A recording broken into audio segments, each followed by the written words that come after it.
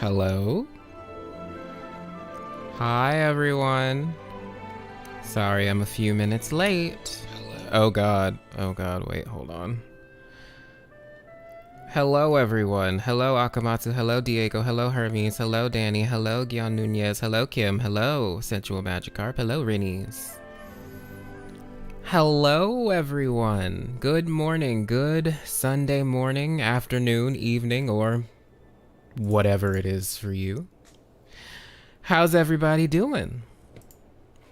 Hello, Diamond Cheater. How you doing? Hello, Power. Hello, Panda Pow. How you doing? Hello, Heart Ace. Welcome into the stream. Today is going to be a very chill day. We're just going to do some exploration and talk about lore, I guess, like usual. How are you enjoying 3.6? Now, I will say, actually, before we have a conversation about 3.6, I have not done any of, wait, what is it? Like this. I have not done this event yet, so please don't say anything about this. if you can hold off on saying something about this stuff. But I am doing well. Just 100% the new region, and I have lore questions. Oh, interesting. I'm not 100% done, but ask away. Well, let's talk about it. I liked the new region. I liked the world quest. I liked Nahita's story quest as well. Very tragic, very interesting. Oh, that event is fluff. Well, okay. You just finished all the new quests from this patch, so you're very excited to hear my thoughts. All right. Well, first of all, we're gonna do this stupid freaking daily commissions because this is my first time logging in for the day. Oh my gosh, this one's long, isn't it? Because we have to go into the freaking tavern and hurry up. I don't care. I don't care. Oh, Diego, you haven't done the Nahita quest, but you don't mind spoilers. Okay, well, maybe we'll, well, I don't know. We'll probably end up talking about it at some point, but maybe we'll be vague about it just for you. Hello, Sakuya, star of the Sakuya flower. How you doing? Rinnies, you've been preoccupied with Nahita's story quest and the world quest over the past few days, so you haven't had much time to do anything. Yeah. Yeah, this patch, you know, has a few things to do. So it might take a little while. I mean, it just came out, so. Chill, an hour later, we're raving at the mouth about some new lore implication 60 tangents away from our original topic. I mean, that's how it usually goes. Wait, what time were we supposed to wait until? Okay, 7 o'clock to 9 o'clock of the next day. Hermes, 3.6 is nice. You did all the Nahita stuff, but you're starting the little fairy quest line. Okay. You're the world's biggest girdle of the Sans fans. Oh, interesting. Oh, wow. Renique, thank you for, oh my, the super chat. Thank you so much. I was so excited to hear your thoughts. My brain is fried from the new region. Yes, I have plenty of thoughts, especially about the freaking previous Hydro Archon. Like, but we'll get to that. We'll get to that eventually. Hi, Pixie Bub. How you doing? Welcome to the stream. Welcome to the stream. How y'all doing? Have you read the new artifact set that talks about the Hydro Archon? Yes, I have. Oh, I have. Lots of interesting things that they've already dropped about her. Which we will talk about. We will definitely talk about her. I'm doing well, I'm doing well. Hello, Yume, how you doing? Yeah, I saw somebody ask me earlier about the door. I saw the door. Oh, I saw the door. I'm annoyed that there's just a door, just right there, to the place we all want to go. But we can't go through it. It is sealed, and that is unfortunate.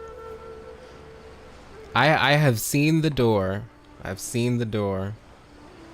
Yeah, Kim, the lore in this patch was just... mwah, it's great. It's great.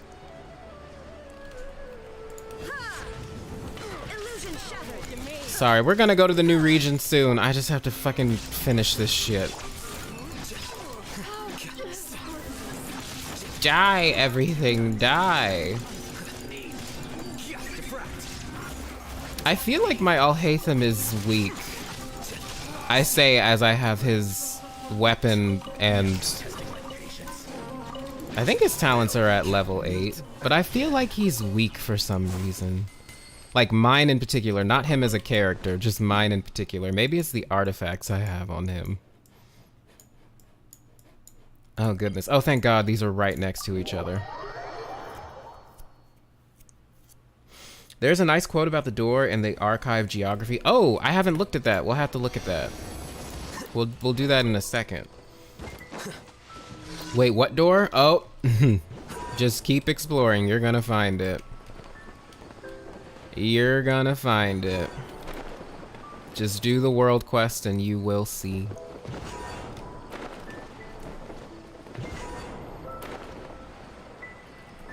I'm so bad at this because sometimes I completely miss the mushrooms. I freaked out when I saw the door, and I'm also surprised that Kaya wasn't lying for once. Yeah. Yeah, like, Khaenri'ah is definitely... Well, okay, so here's the thing. Here's the thing. There are definitely... Well, I feel like there are definitely more doors to Khaenri'ah around the world. Especially with, the lore drop that Khaenri'ah built this device that connected, quote unquote, like the realms together.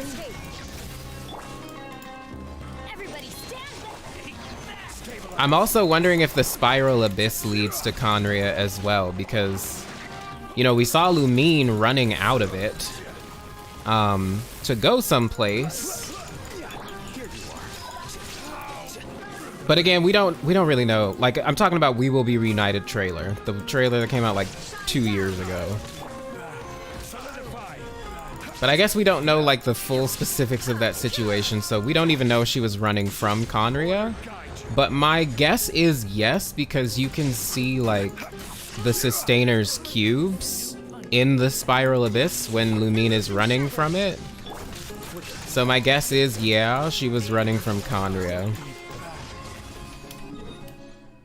Hello, Alpha. Welcome to the stream. Hello, Buggy. Welcome to the stream. Yeah, this patch is pretty good. Yeah, there's a chance there's some multiple doors to Khaenri'ah. That's my thought.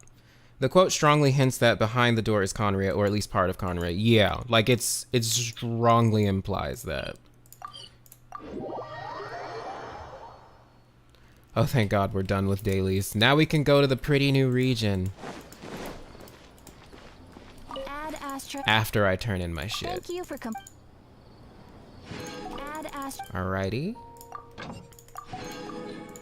Do y'all even pay attention to like expeditions? I just throw on random characters in random spots and just let it go.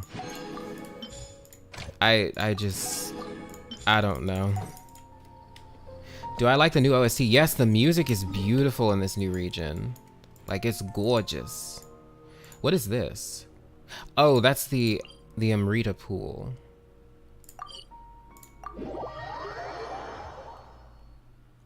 The Pari are adorable. They're so cute. That Cracked Way released a new interesting video as well. It would be nice if you were going to analyze it a bit on stream. Wait, are you referring to, wait, shit. I feel like I watched it. Oh. I say as I can't remember what it was about. But it was really good. It was really good. The one that I just watched. I think he just uploaded it recently. Wasn't it about, oh shit. Like the life cycle and everything? Yeah, it had to do with Dane. Oh, wait a minute. We're gonna have to look at that then. Oh, I have some plumes to offer.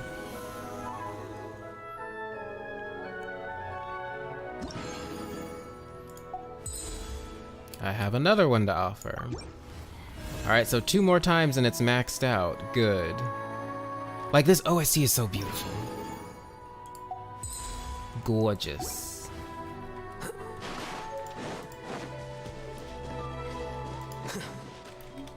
Ugh, this place is beautiful. 100% the new area very early, and I have been editing the wiki. A lot of new lore pages related to the new area are actually ones I made. Oh, interesting, cool. Cool, Gyan, we'll have to check out the wiki. Thanks for contributing to that. Seriously, the wiki is such a godsend for a lot of things. Oh, let's get this chest. Way is so good, I have went into a rabbit hole with their videos this week. Yeah, he's got some interesting opinions. He's pretty good. Oh wait, that's a Sealy.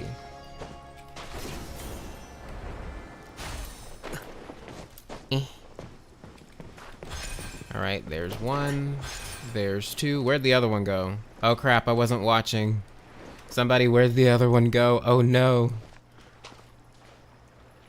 Paimon, not now. Paimon, not now. I don't know what that is.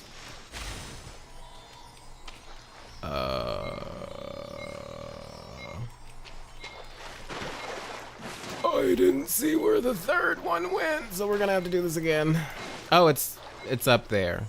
Damn it. All right. Yeah, and his videos are pretty funny. Yeah, shout out to Gyan. You're doing the Lord's work. Speaking of which, we got some good info on Dane from the party and a bit of a timeline on when he met our abyss sibling. Yeah, so it seems like... Oh, I should probably hurry because I'm on a time limit. So he, like, emerged from Khaenri'ah, right? Oh, I lose. I lose. I just straight up lose. There's no way I'm making it back.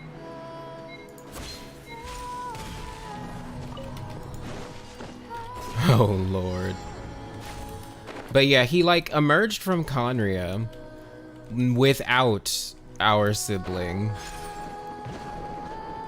And then he... What did he do? He went on a journey with Zervin. And then he joined up with our sibling later? When are you dropping the brainrot video, my man? This Friday. This Friday, this coming Friday, a new video is going to be dropping on my channel, and it is a sun and moon part, but it's not part 2. Oh, it's not part 2, but you'll enjoy it. I was going to save this part for later, but since we're getting so much Khaenri'ah lore, I figured why not just do it now? Besides, it like saves me some explaining that I was going to do in part 2 about the primordial one. So it frees up some space.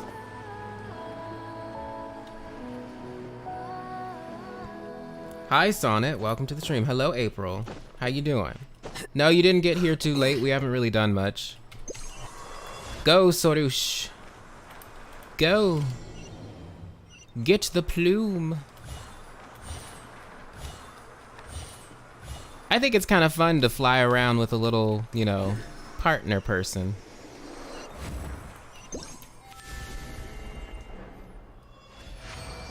We're gonna be old and gray when part 2 comes out. I mean, at this point, here you go. Probably. No, I promise. It's coming. It's coming. It's coming. It's coming. But I'm probably gonna let a couple of weeks go before I release it. Like, I mean, after this next part releases. Oh wait, this is cool. This is like water, which makes sense. And look, it's like starry, giving me more Moon Sister vibes from the freaking Hydro Archon. Can't wait to watch part 2 with my kid in 10 years. Yep. Oh God. Part 2 is coming on R&R time, basically. Oh no. Oh no. But okay, since we're here, how do people watch Way's videos without getting migraine? If you do watch on stream, I'll have to put on another tab just to listen to what you read. Why do you get a migraine when watching his videos? Take the time I need. Nah, I need to get it out. I need to get out part 2 because y'all have been waiting for like a year. It's time. It's time. Also, it is interesting how the Pari Elder said that the Abyss power and the Tevat power are the same, as to they, have the power to rewrite her reality. Yeah, it's very interesting. Because, like, if you remember the chasm, it talks about, like, the power of, well, it implies the power of the nail versus, like, the power of forbidden knowledge in the abyss being, like, equal and opposite. And I have opinions on that, but I can't share because it has to deal with the sisters, the moon ladies, the moon babies. All right, where did the other one go? It went up here, didn't it? Oh, Sorush, take this. Take this up here. Wait, oh, it's up here. All right, we're gonna drop you right there. We're gonna switch back. But anyway, about the Hydro Archon. So it seems like, oh, I need to run back. It seems like she died here, like around this area, which makes sense because again, Khaenri'ah is beneath Sumeru, so that makes sense, right? For her to have like died somewhere around here.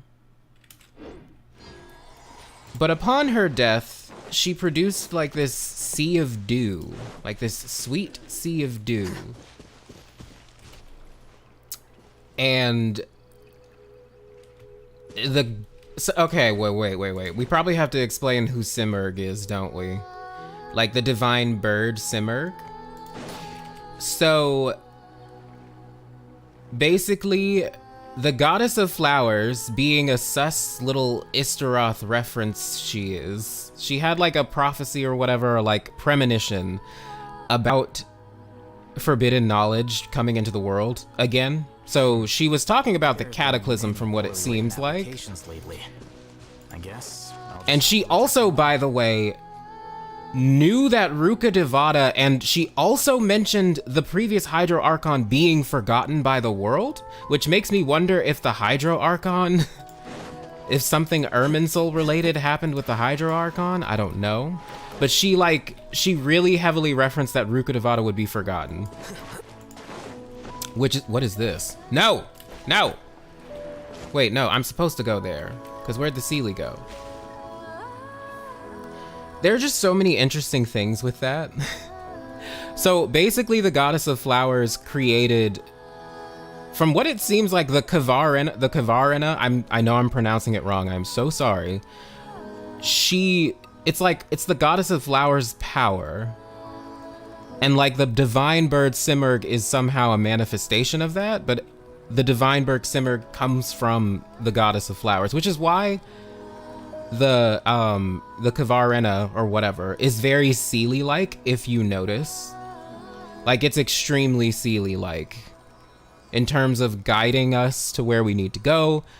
In terms of just general appearance, it looks like a mini Seelie. Wait, hold on. I'm like, yeah, the Khaenri'ah. I'm sorry. But basically, yeah, she created Simurgh because she knew Simurgh would have to sacrifice herself to save this area eventually. She gave Simurgh, or put Simurgh under the care of Ruka Devata, and Ruka Devata is the one that gave Simurgh the divine form of a bird. What's interesting is that the Simurgh, which is a mythological bird, is sometimes equated with the Homa bird. And if you remember, I talked about Ruka Devata and Nahida having connections with the Homa bird, which Istaroth likely has connections with the Homa bird. So I think it's interesting that she gave this fucking Simurgh the form of a divine bird. Very interesting, very sus. Wait. But anyway. So yeah, she gave the bird a divine form stayed with Rukkhadevata a while. I think Rukkhadevata like gave her charge over the rainforests and stuff to like protect it.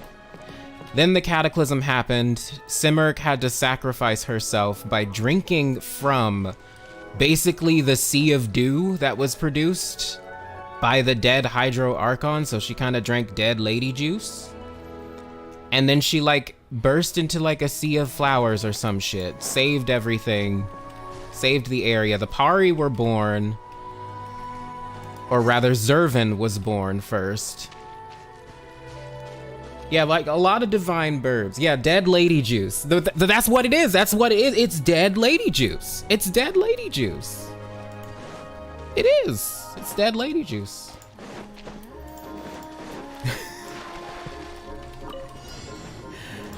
And then, yeah. So that's why, like, also in the artifact set, it mentions the Goddess of Flowers refers to Simurgh as her daughter. And that's why it also says that her daughter has 3 mothers, being the Goddess of... Oh, I'm on a time limit. I'm on a time limit, so I should probably finish this. But that's why she has 3 mothers. Rukkhadevata, the Goddess of Flowers, and then whatever the previous Hydro Archon's name was. Because all 3 of those ladies had something to do with Simurgh. But also, I feel like it's a subtle reference to the Moon Sisters because, well, number one, I've talked about Rukkhadevata and Nahida possibly being parallels to Istaroth and the Moon Sisters because of all the moon vibes. Ashikai has talked about the Goddess of Flowers having a lot of Istaroth vibes, and if anything, this patch just continues to reaffirm that. And then also, the previous Hydro Archon has moon vibes, because this sea, called the Amrita, that's also equated with Soma, the elixir of immortality or whatever, but also is a name for the god of the moon, and also was kept on the moon in Hindu mythology. I find it weird.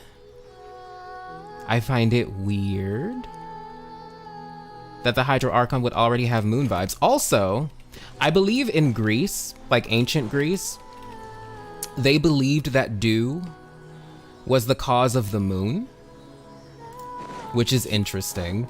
But also, are we really surprised that the Hydro Archon has moon vibes, maybe?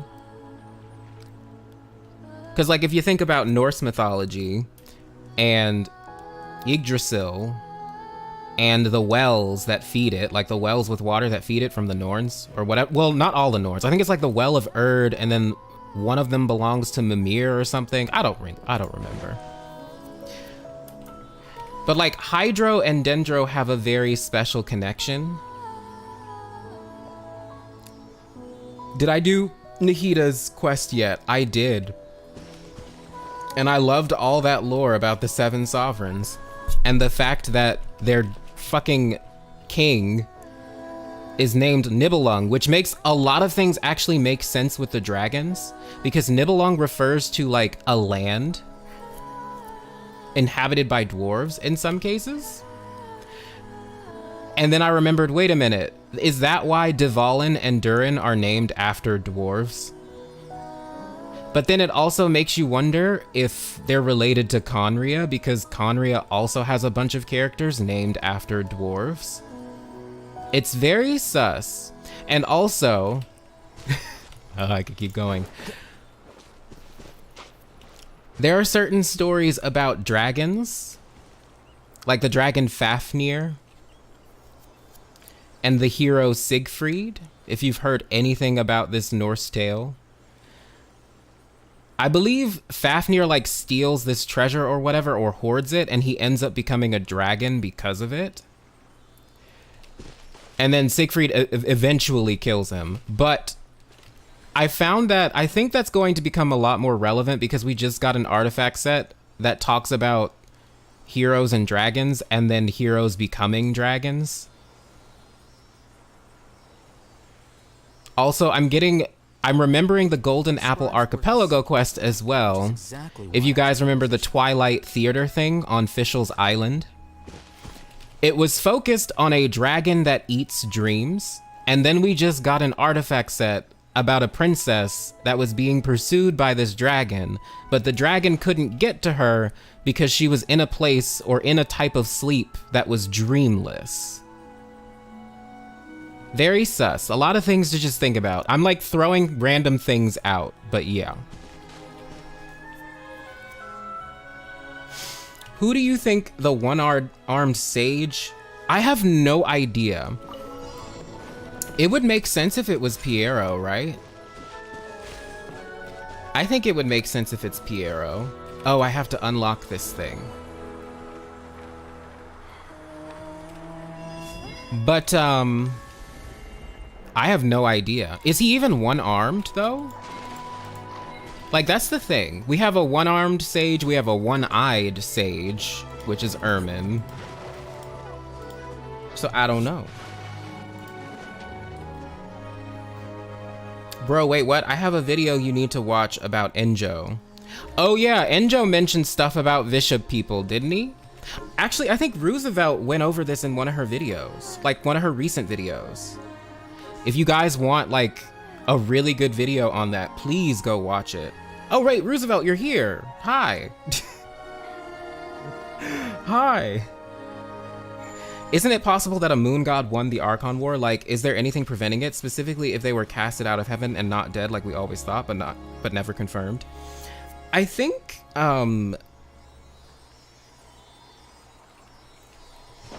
yeah, I think the Moon Sisters definitely exist in some form. And I think that there are specific gods that, how am I supposed to get this? How am I supposed to get this? Wait, I have Zhongli. Shit. I need an Animo character. Nope, that is the friends list. That's not what I need.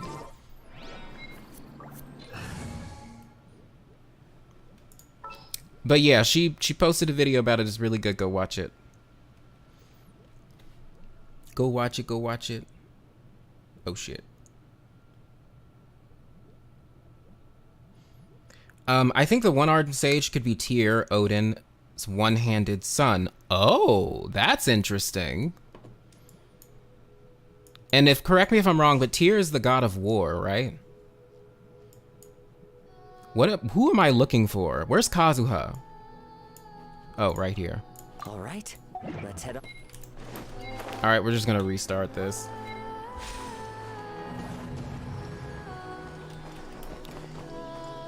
Bruh, you got that AI that can...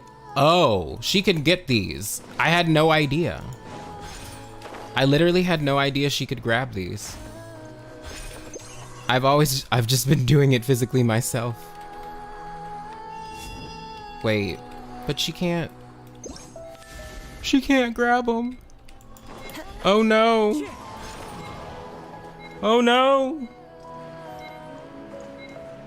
Hello, Kira, how you doing? I don't think it's Piero, but the sage that paid no mind to Piero's warnings, perhaps. That would be interesting. Yeah, like, I don't know who it is. Just because I feel like we haven't gotten any lore about a one-armed sage yet. Like, this is the first time, so I have no... Oh, AL, not AI, sorry. Sorush can move the... Oh. You right. Oh, you're talking about Alhaith. Oh, you right. You right. I keep forgetting that he's like Kaching. Like Kuching. I always forget that he can do that. Yeah, let's level this thing up because it has decent stats. Did you see the notes in the new quest that have info about abyssal corruption? It said that it can corrupt an element of a god. What? Wait, where are these notes? I must find them. I must find them.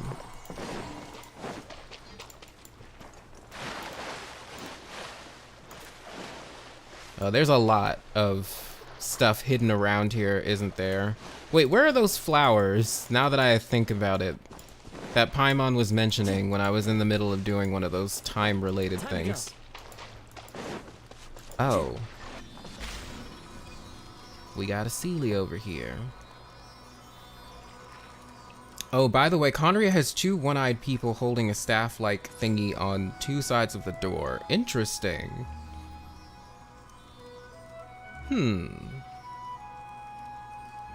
Yeah, this is a first, but we have heard about the sages of Khaenri'ah, right? And they were the ones who did not heed Piero's warnings. Yeah, they ignored his ass.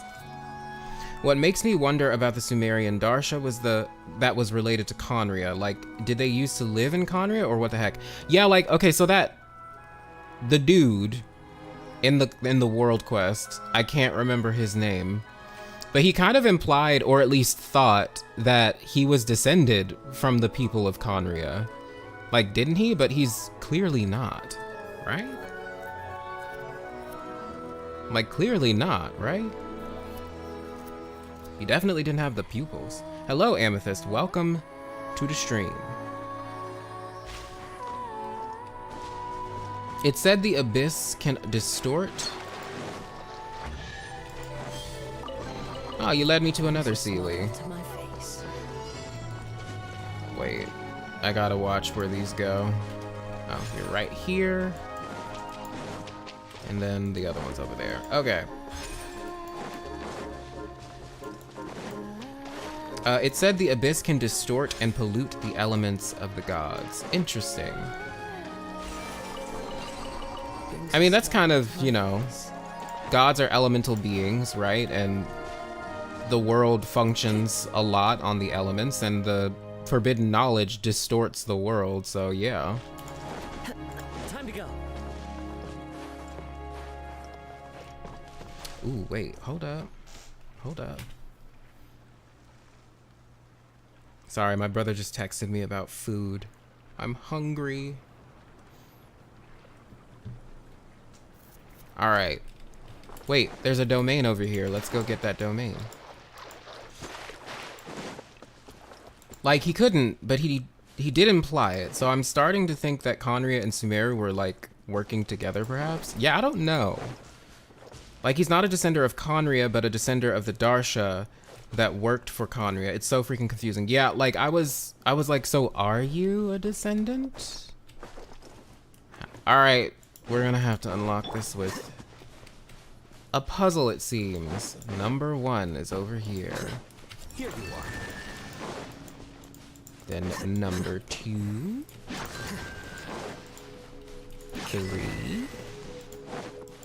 And I'm gonna waste my ult on this, because I don't feel like waiting. I swear we're gonna get behind that door in 2 years. Yeah. Like, a lot of people think Khaenri'ah is next after Snezhnaya, right? I kinda... Any of it roll away now.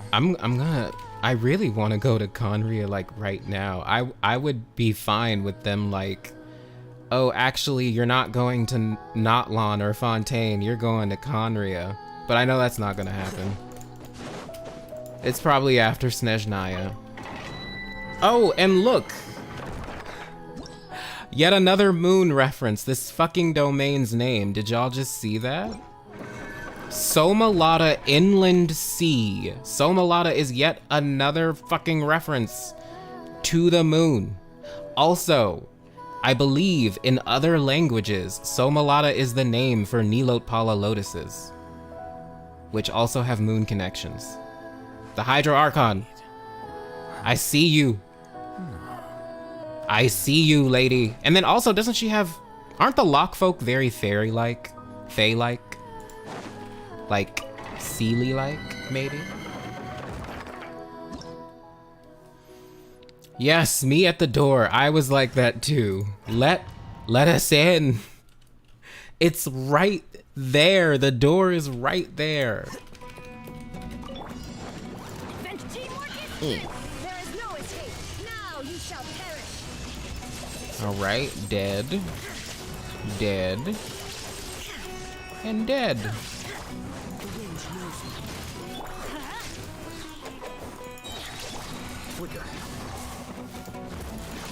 Eh.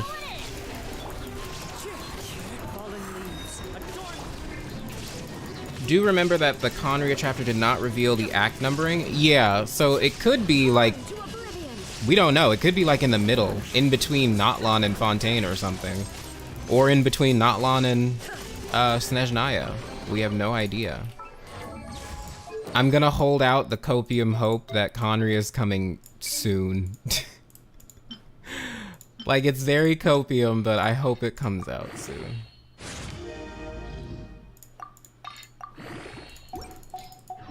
I need to get rid of some of these artifacts. Alright, well that was easy. Did I get the chest by the door? No. Looks like that's what we're doing.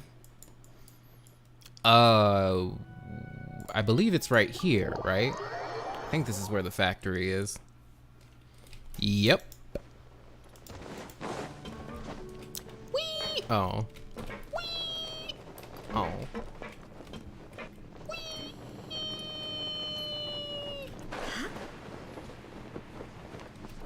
By the way, I loved this area. This whole factory was so interesting to go through.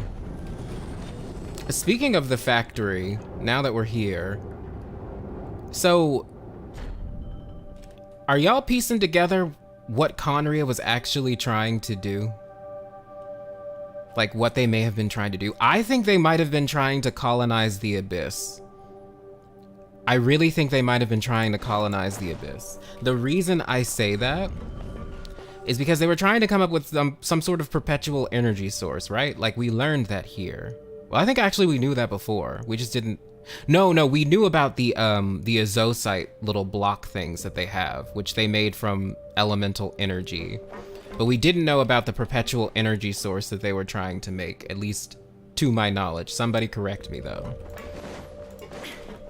But I really think they might have been trying to. Oh yeah, I already read that. That's about King Irmin. Colonize the Abyss. Wait, I'm going the wrong way. Okay, somebody, where is it? Do we need to go lower? We probably need to go lower. Oh wait, we can't go lower. Yeah, the azosite look really similar to the realm thingies from the three realm. That's an interesting observation, especially since Enkanomiya, I'll consider them technologically advanced as well. Or at least they had their own, you know, they were pretty technologically advanced, I would say. Oh no, I'm going the right way? All right, here we go. Okay. But yeah, it's also interesting because Fontaine's currently going through an energy crisis, which also, I feel like we're gonna get a lot of Khaenri'ah stuff in Fontaine. And that they're gonna try to use Khaenri'ah technology, which is why, maybe that's why.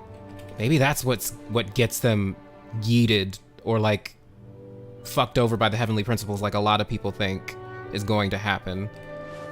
Cause like if they tried to repeat what Khaenri'ah did, or like, that's an interesting thought. There's 2 chests?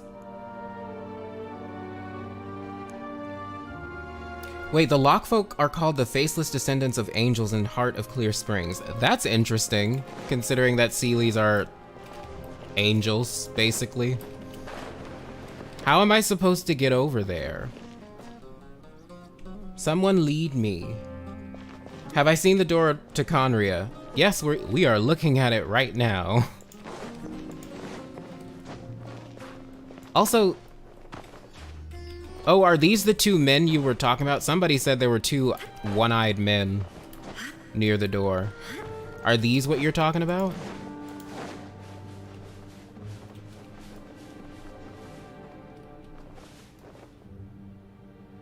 Actually, what are these statues? They kind of look like the little knights. What are they freaking called? The Black Serpent Knights? Just a little bit. Interesting.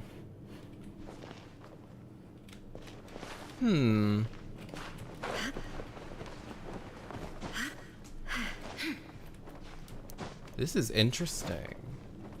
Yeah, there are a lot of similarities with Khaenri'ah and Fontaine so far. I also think because Fontaine is set kind of in France and in a particular area of Europe, we're also going to get Holy Roman Empire references, like especially with Khaenri'ah, considering that it's based on the Germanic peoples.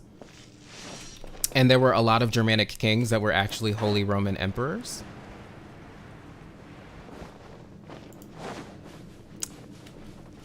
Also, there is this like on the onset of the Holy Roman Empire, there was this basically cleansing of basically pagan religions in Europe.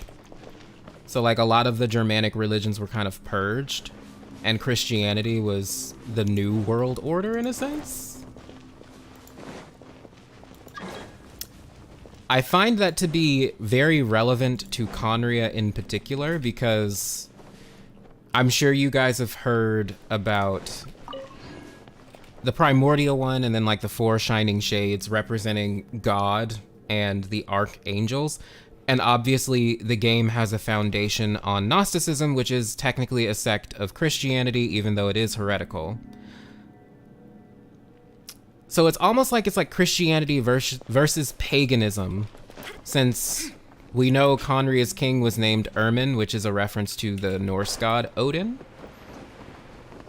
Anyway, we're going to talk about this we're going to talk about this on Friday. The video's coming out. I'm not going to say anything else. Read the archive description of the Iniquitous Baptist. Doesn't it talk about evolution or something?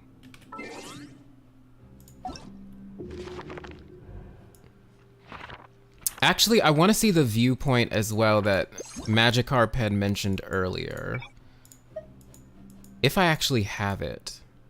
Yes, the Gate of Everlasting Morning, a grand and majestic gate leading to a world beneath the soil. It is sealed tight as of the present, and the once prosperous kingdom that lay behind the door has also long since turned to rubble. I wonder when we get to Khaenri'ah, is it just going to be like a whole bunch of like just a raised ground with barely any buildings? That would be boring. I doubt it's going to be that, but I want to go to Khaenri'ah, y'all. I want to go to Khaenri'ah. All right, living beings. Whoop. Where is the Iniquitous Baptist? Is it in beasts? No, definitely not. Oh, here it is. A monster from the abyss that wields multiple types of elemental power and has gained extra limbs from its evolution. There's a lot of talk about evolution.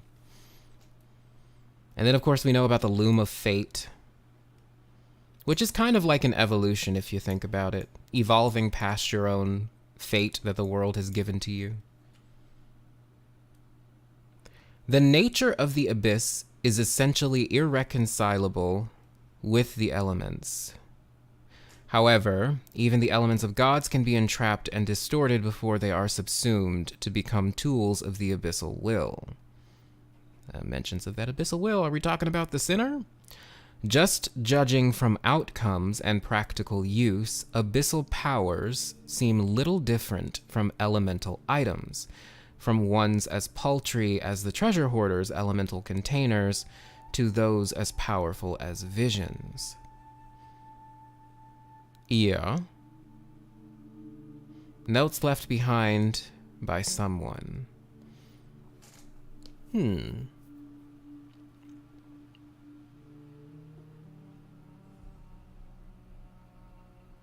Arubibibi. I'm sorry, I cannot pronounce that. Is the name of the cave where Afrasiab, I'm so sorry, spent his final days in the Shahnameh. Interesting. So what's special about that guy? Like, can you tell me more about that guy? What did he do before that? Like, what was his importance in the Shahnameh?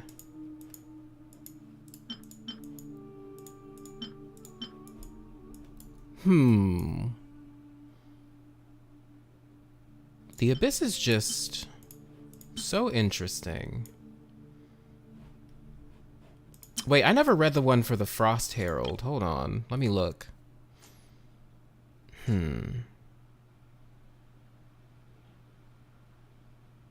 Okay. That's not what I was expecting or wanting. I wanted more juice. So who do you think is that damn novelist that gave us the commission to close the rift in the sky? Is it Mr. Nine? That would be very interesting. It would be really interesting if he was an elder. If he was the elder that the World Quest was referring to, who left to become a light novelist in competition with the Yai publishing house. That would be... That's an interesting thought. The world remains constant over the centuries, but human life is like... Why is Khaenri'ah soldiers counted as abyssal beings? Because a lot of them are abyssal beings now. Because they were corrupted. Probably due to the influence of the sinner. I feel like the sinner has something to do with that. Especially after the Khaenri'ah Archon quest. Let's just take a moment to absorb these ruins. Like, this is like the first time we've gotten anything remotely close to Khaenri'ah ruins. They are so cool and I cannot wait. I cannot wait to go to Khaenri'ah. Hello, Be Kind. I missed you too. Hello. Also, sorry if I missed your comment. I'm like looking at my phone and trying to focus on the... Wait, where are the chests, by the way? Y'all said there were chests. Did you lie to me? You said there were 2 chests in here, and I have not seen a chest.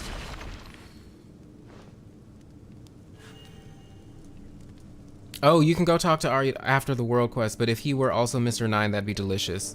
Oh, okay, I didn't know that you could go talk to him. See, like, I just finished the world quest, and then I haven't done, like, anything else beyond that. I still need to I need to finish Pale Fire, I need to finish the monumental study that lady had asked about.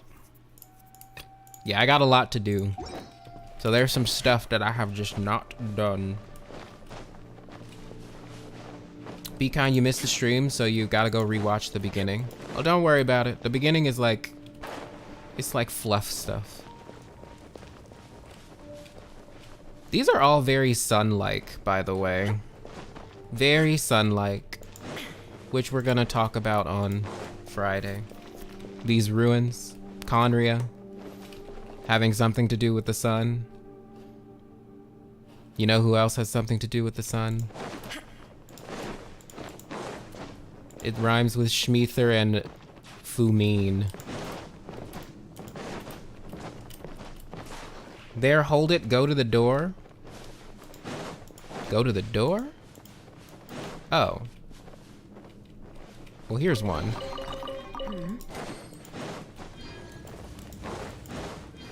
Alright, where's the other one? Oh wait, that was the chest you were referring to. There is a second chest in the pit. Gotcha. Let's go look for it. Yes, the black sun and the eclipse. Speaking of that, Ghost Emblem.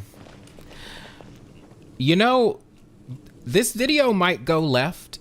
I don't know how people are going to react to a certain conversation we're going to have, but I kind of feel like Khaenri'ah was based in part on Nazis.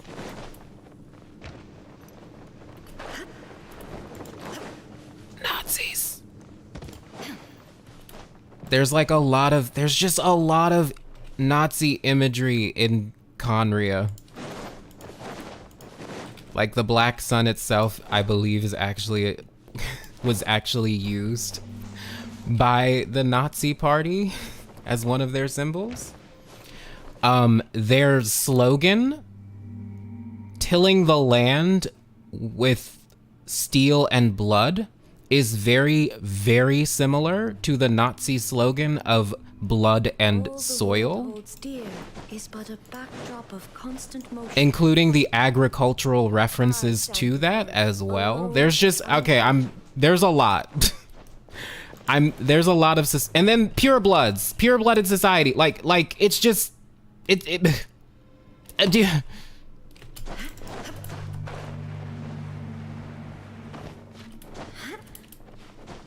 really is. Like, there's like a lot of overt, like, Nazi imagery. So we'll see how this conversation goes.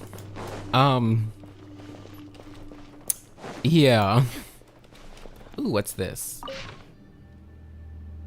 Oh, this talks about that one-armed sage. That conceited one-armed sage thinks lies are enough to bring salvation, but I will bring truth to the world. You know, it does kind of sound like this is Piero, because he's like, obviously this is in rejection of the abyss, right? The lies are probably talking about what, I don't fucking know. I have to gather my thoughts on that. But from the Dane quest, we learned that they accepted people from everywhere. Sure.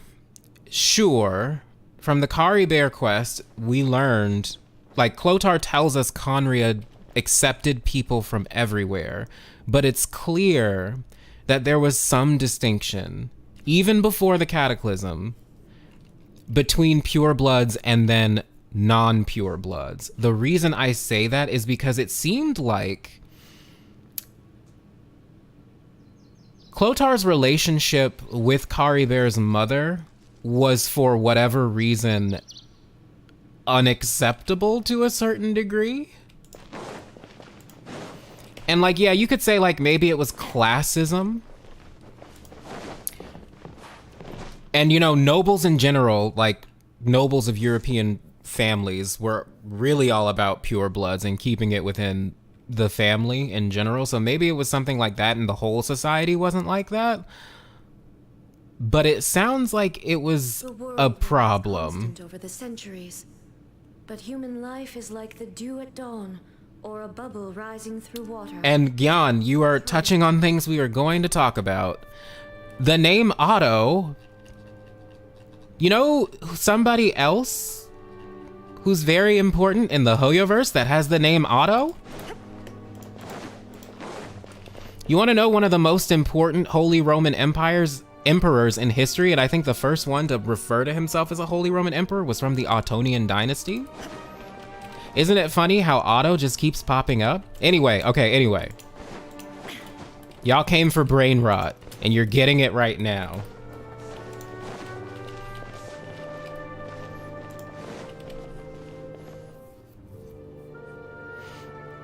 Yeah, it seems like they were accepting of others, but at the same time, there was this like, there's just this feeling of maintaining the pure-blooded line.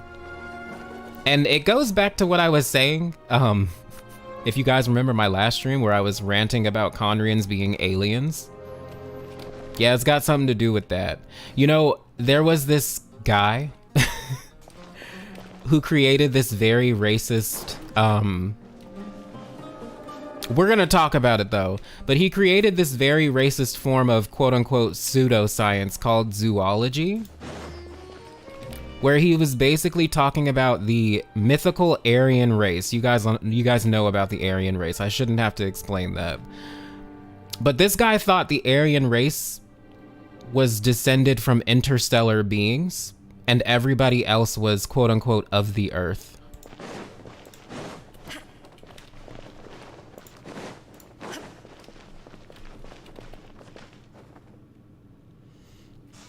I think Khaenri'ah might be the lead up to World War I Germany. That's very possible because if you notice, there's a ton of references, for example, in the game to like the Grimm fairy tales, to Friedrich Nietzsche, however you pronounce his name, which is Thus Spoke Zarathustra, which they've already done a play on for Honkai Impact. If you guys remember the video about Otto saving Colin, that's called Thus Spoke Apocalypse, which is obviously a reference to Thus Spoke Zarathustra. But all of these guys come from a period in time where there was this push for a return to Germanic paganism, essentially, and a rejection of Christianity. Jacob Grimm, who was one of the Grimm brothers, he made this entire like book or catalog of Germanic folklores and mythologies called, I think in English it's called the Teutonic History. I was perusing it a little bit, but like he made like this comprehensive compendium of Germanic folklores and myths and everything like that. But this was all during a period of time. And then Richard Wagner, who made the Nibelung thing, the play. You guys know the fucking name of the play. It escapes me right now. The Ring of whatever the fuck that everybody talks about. That's also from this time period. All the world holds dear is but a backdrop of constant motion. And I find that to be interesting because we have Khaenri'ah, which has a lot of Germanic nods, which rejects the gods in this game, and the game is heavily based on the Abrahamic religions.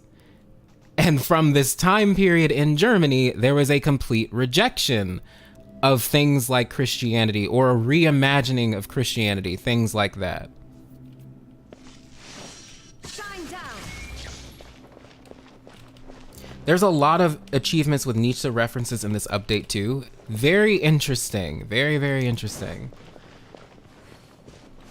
Zarathustra is Zoroaster, by the way, if anyone is confused. Right. Yeah, that's another name for Zoroaster, which is like, what, he's like a super important guy in Zoroastrianism. Like a priest, basically. Not a priest, but you know what I mean. He's very important. Very, very important.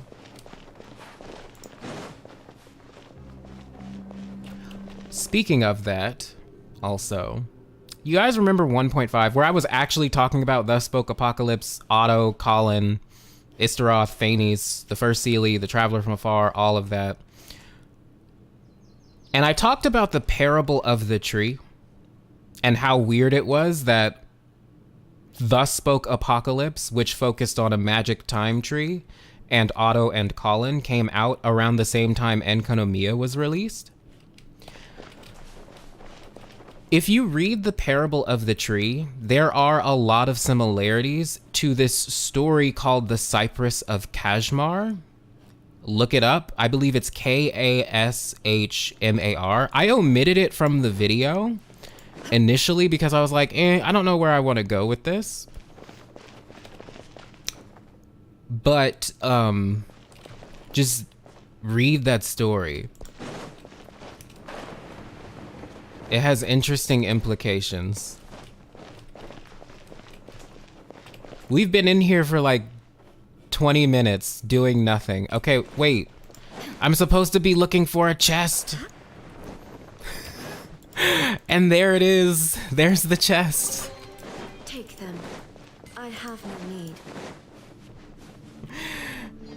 Are you part of the team of the Second Who Came 1 and they are pretending to be the primordial one? Because I'm kind of inclined to it every day a little bit more.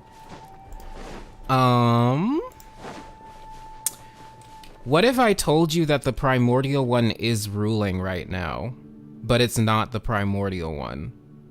It's them, but it isn't.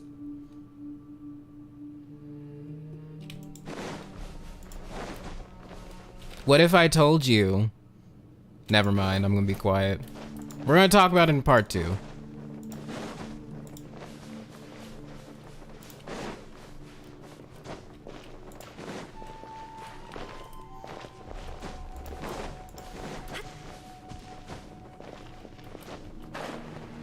Okay, so you want to make me more confused. Thank you, I needed it. Okay, so like, first of all, okay. Do you guys think the Second Who Came is the same individual as the invaders that are talked about in the Flowers for Paradise Paradise Lost artifact set? Do you guys think those are the same people? The invaders and then the Second Who Came, who started a war with the primordial one.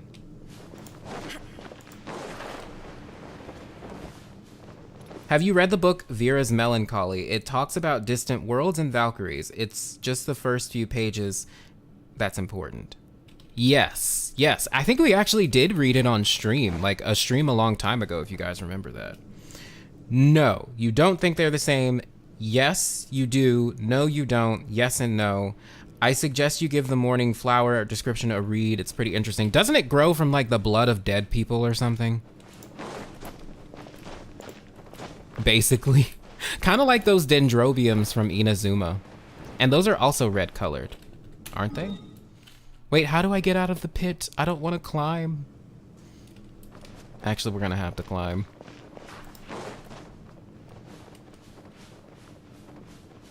It what? Like the dendrobiums? Yeah, like it grows in like memory of dead people, like dead warriors or something. I don't think they are the same. Before Sun and Moon is before the Moon and the Seelies. I'm inclined to believe the Primordial One and the Shades were native to the Light Realm, and the second who came are current Celestia, and they are natives of the Abyss. Interesting. I'm inclined to believe... Oh god. Oh god, we're about to fall. No, please. A, make it. Oh, thank god. Okay. We did it. Wait, hold on. I'm inclined to it's them but contaminated type of answer. Interesting. Did you understand the Amrita part of the world quest? From what I could find, in reality, Amrita is a immortality juice that both gods and demons had to work together, but the demons were never given. Yeah. So, like, I think, if I'm remembering correctly, there's the Devas and then the Asuras, right? And Devas, this is a horrible comparison, but, like, Devas are, like, they're always in opposition with the Asuras. The Devas are more like the angelic kind of creatures, whereas the Devas are like more like angry demon like. That's not a good comparison though, because I think there's like tons of exceptions for that. But basically, yeah, I think something happened to the Devas where they were cursed or something. The Asuras helped them get, I believe, this elixir. But then I think, like you said, the Devas didn't actually get to partake in any of it, which is kind of fucked up. I find that to be interesting because there are stories in the game that kind of make references to thieves, to slaves, for example, like in the desert. Basically people that contribute, but then are abandoned by their former masters. And I'm wondering if that has anything to do with Khaenri'ah and possibly Celestia. Like, I posted the crack theory on Twitter that Khaenri'ah actually worked for Celestia and Celestia is the one that abandoned them. God, I wish I could just give you examples of what I'm talking about in the lore. Okay, so here, hold on. Let me give you an example. Princess Mina and the Fallen Nation, I believe, is the one that I'm thinking of right now. Which, by the way, is a very sus book. Wait, it might be a Legend of Sword, actually.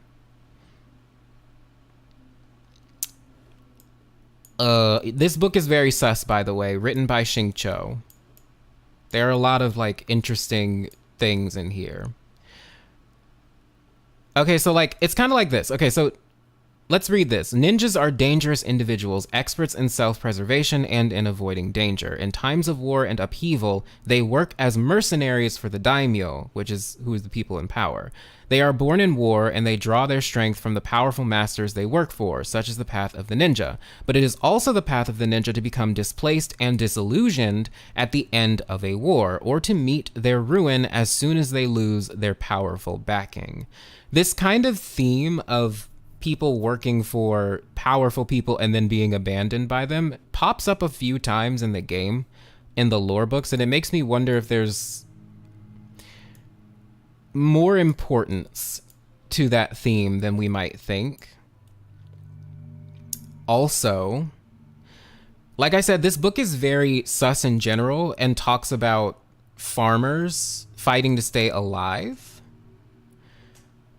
and farmers who have their quote-unquote grain stolen from them, and then this person named Bichu Kyubei, who which is an interesting name, also known as Shinkuro. Anyway, we're going to talk about this book later because it's very sus, but I encourage you to read this because if you remember from my Harbinger video, when I was talking about Sandrone and the inspirations for Sandrone, the stock character from the Commedia dell'arte, part of her thing was like being a quote-unquote spokesperson for the poor. So for like farmers and agricultural people. And I used that as a way to link that to Khaenri'ah, because Sandrone has an interest in ruin machines, which are from Khaenri'ah, but we already have this idea of Khaenri'ah and Khaenri'ans being like farmers, because number one of their main slogan, tilling the land with steel and blood. Their equipment is named after farming equipment, and we just actually learned as well from one of the notes in this place that they had made some sort of agricultural machine. But they named their stuff after farm equipment, which would make them the farmers, right? So I kind of wonder if Princess Mina, or excuse me, A Legend of Sword, the farmers in it are actually talking about Khaenri'ah, but we'll talk about that later. Anyway. Hi, Kradix, how you doing? So far, we know 3 realms in Genshin. Light, Bishop, Dark Abyss, and the human realm. So is anyone that comes from those realms an Outlander and vice versa? See, that's the thing. I don't know. Like, the whole conversation around, for example, Descenders is kind of complicated because how Descenders are defined comes from the Fatui. Inactivity serves no purpose whatsoever. And they define Descenders as belonging to Tevat, whatever that actually means.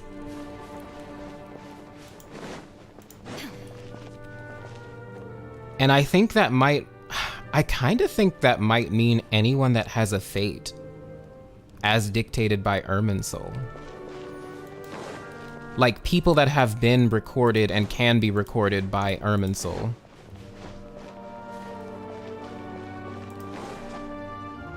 But like, does that mean, however, just because you're not a Descender doesn't mean you're not an alien, I guess I should say, or of alien origins, especially since the Abyss sibling is considered as belonging to Tevat. It's confusing. Belonging to Tevat, being capable of being predicted by Irminsul. Yeah, I'm thinking it's like people who are given fates by Irminsul. Because, actually, we're going to talk about this on Friday. I can't, because it's about my Khaenri'ah theory and about them being aliens. And about the pure bloods. But yeah, I think it has something to do with that. Fate equals constellations, yeah. But like, constellations are also just information. And yeah, Wei talked about this in his new video. Well, actually, you know what? We're gonna pull it up in a second. Instead of just standing in this room and me rambling like a madman. We're gonna let Wei explain a little bit. Hello, Samira, how you doing? Did you see the new Jet and Babel lore? There are interactive notes that talk about Babel's origins and Jet's current status. So I saw one that was talking about Babel being pregnant or something, but that's the only note that I've seen, and I've been trying to find more. Because I actually think Jet and Babel are a frame story that I'm gonna talk about in part 2. Like Jet as well. She's just narratively, she's kind of sus, and so is Babel. But I'll talk about how later. We are tiring you, aren't we? No. No, I'm enjoying this. I enjoy ranting. If you keep adding things to part 2, it's coming out at the end of the game. No, no, no. Okay. I mean, true.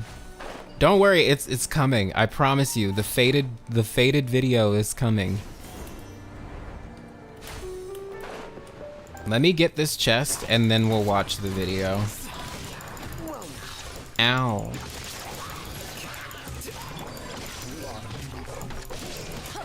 Die. Anybody feel bad about killing hilly churls now that we like know they're human people? Oh, that, dang it, I'll hate them. That's not what I wanted you to do. There is no escape. Oh, come on, you didn't knock him off. Oh, I have Kazuha in my fucking party. And I still didn't get up there. I'm terrible at this game, I promise you. Wow. Illusion shattered. Alright. Thank God. I feel like you're doing amazing, sweetie, Mom. Basically. I'm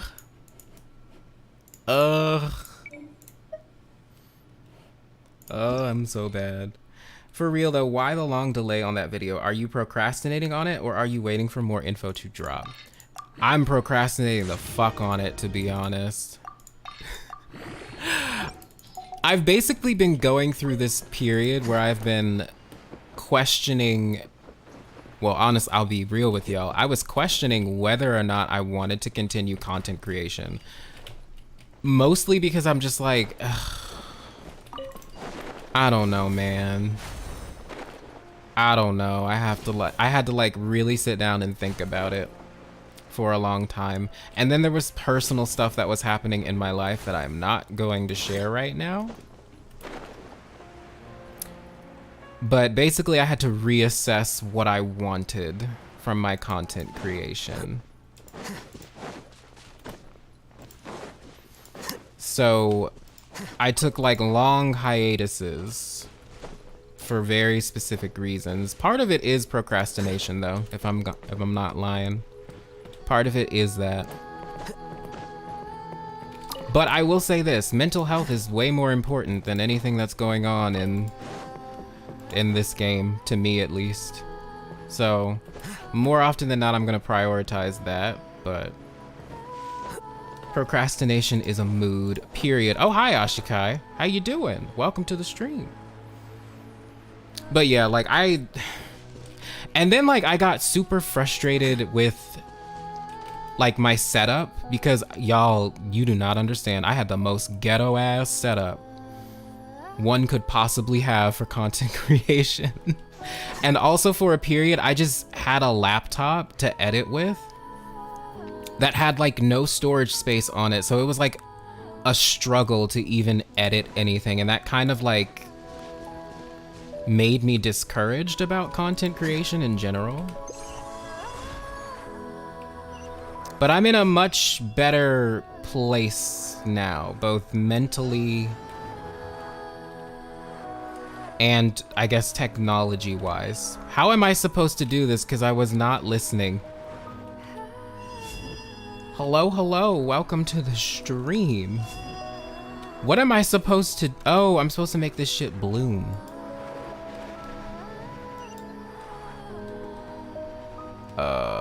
Oh. This music is so calming. So calming. We got Ashikai here, we got Ruse here, we had Pixie Bub here earlier. I don't even know if she's still here though. It's a stacked stream, y'all. I don't know what I did, but I did something right.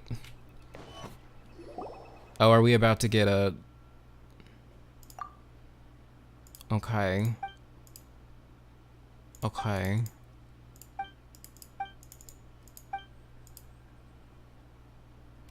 Sure, we'll look for these flowers. I think it's funny, we're both procrastinating alien videos, right? Wait, girl, what you got cooking? What you got cooking? What do you have cooking? Because I know you're supposed to be working on your recap videos for this, because you usually do those, right? Let's watch Way's video. Okay, you're right. I did promise we were gonna do that. Give me a second. Give me a second.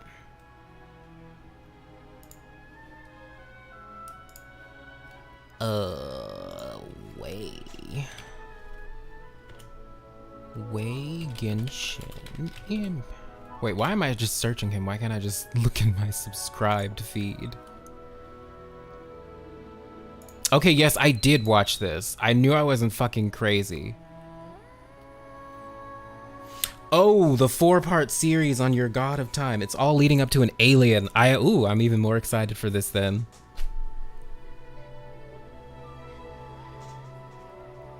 Ooh, I can't wait. I am eagerly waiting for that. How do I switch this over? Oh no. Wait, is this right? Did I do it right? Can y'all see? Yeah, y'all can see that.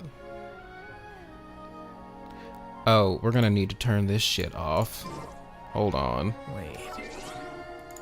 Let me turn down the volume on this. But y'all can see that, right? Yes? Okay. Does this take... I don't know if this has... Other than, I think spoilers for the, Wait, I'm pretty sure this doesn't have spoilers in it.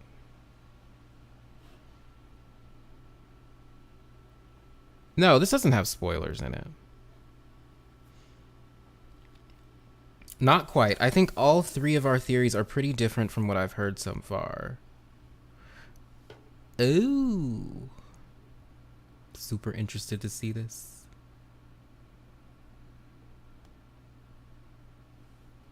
All right. Okay, well, let's play it. I'm pretty sure this doesn't have any spoilers. Oh, it has spoilers for the world quest and the Nikita story quest? Okay, well, if you haven't finished any of that and you care about Honkai Impact, then do not view, do not watch, but we gonna watch now. Let's do it.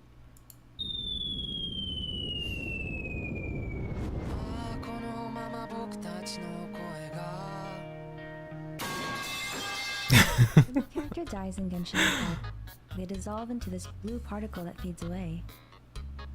Yes. This also applies to human enemies. Smash. Khaenri'ah.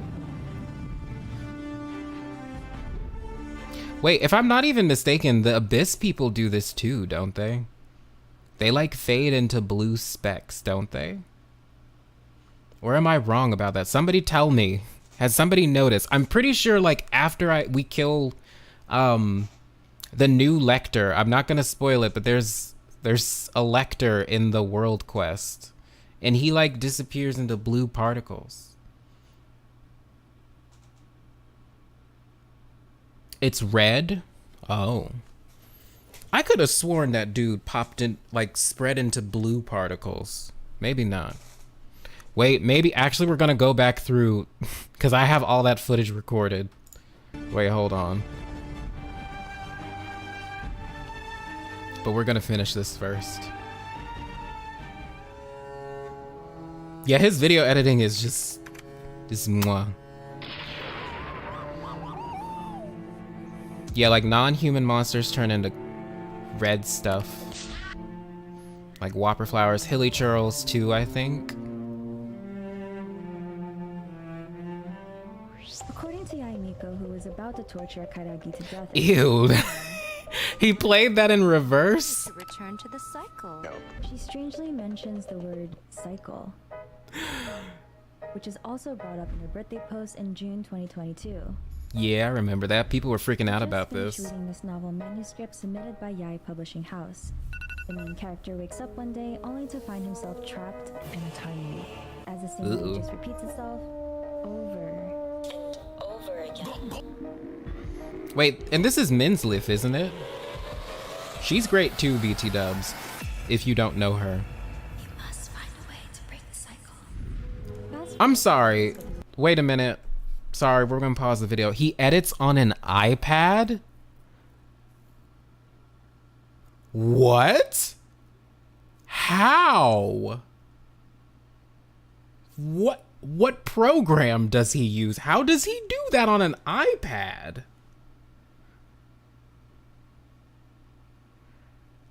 That's really impressive. And here I am complaining about my fucking ghetto ass setups. He's gonna have to teach me how to freaking edit. An iPad? Jesus. All right, then definitely go subscribe to Way. That is insane.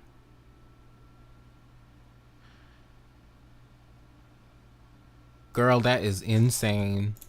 Soon, we experience the exact same phenomenon mentioned in the novel manuscript, where our travelers trapped in the same building Oh, the dancing Paimon. over again.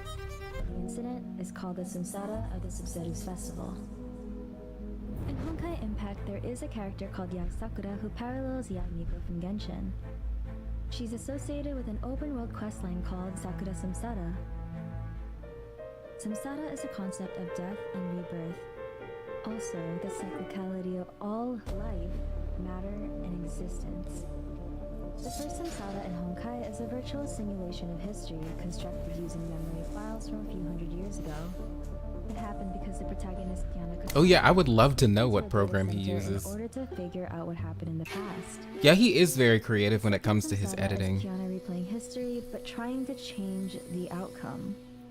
The third Samsara is Kiana. Okay, wait, question. Because my Honkai, like, I have to go back through Honkai Impact, right? Because, like, I watched all of it, but there are there are gaps in my memory. So when he's talking about this Samsara stuff, is he talking about the data stuff? Like when Kiana interacts with Cecilia and stuff, and she tries to save Cecilia? Is that what he's talking about? Yeah, when she like snuck into the data center and then entered the data world.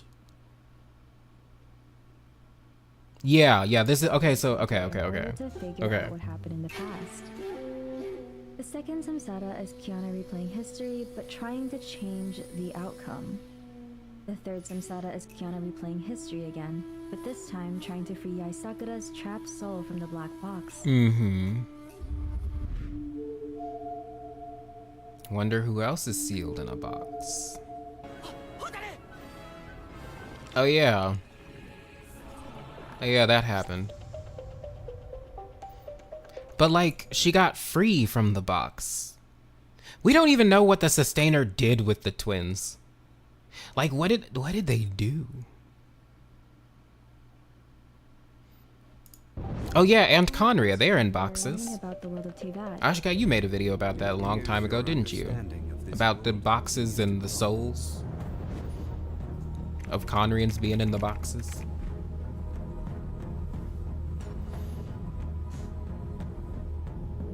Until the abyss has engulfed the thrones, my war with destiny will see no end. Trying to defy I destiny. have already traveled through this world once. Once you reach the end of your journey as I did, you will see for yourself the true nature of this world. Meanwhile, Traveler's goal after their journey is to save the Abyss Twin. Your journey has reached its end, but one final doorway remains. Step forth if you have understood the meaning of your journey. Defeat me.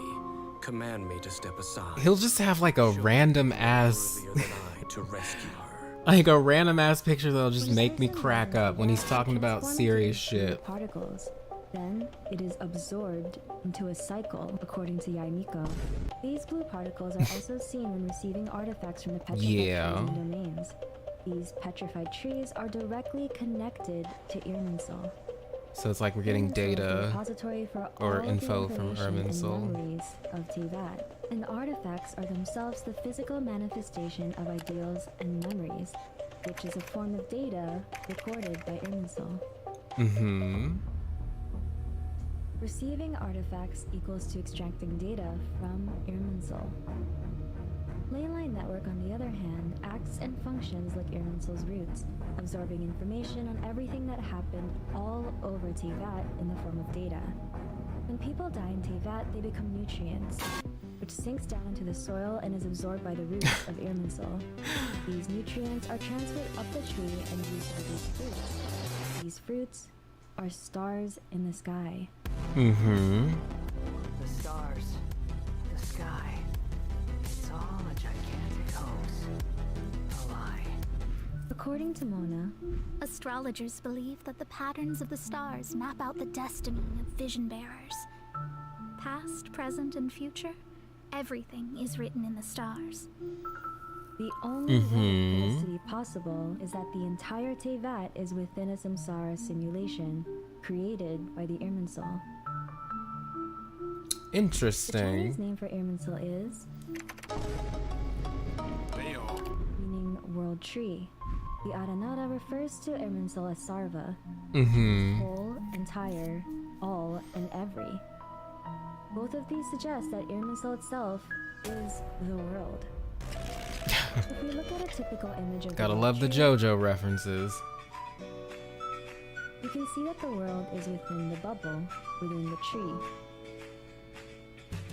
Referring back to before Sun and Moon, it mentions that the primordial one used the eggshell to separate the universe and the microcosm of the world.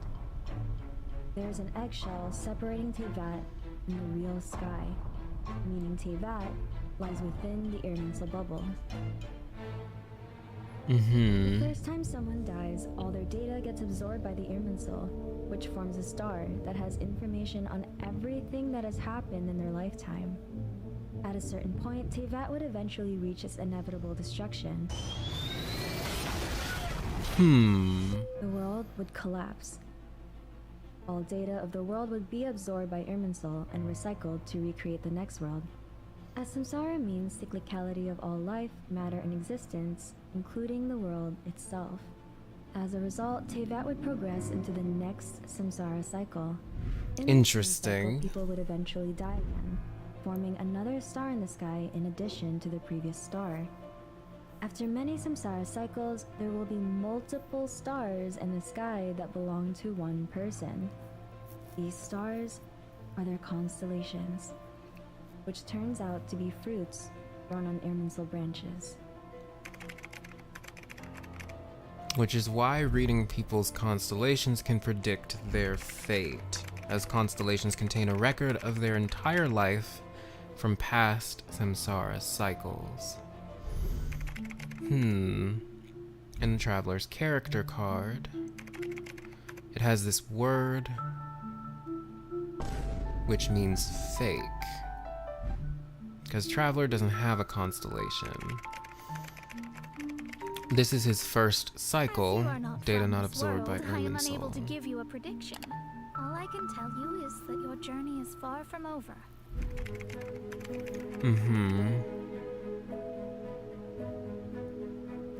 Okay, so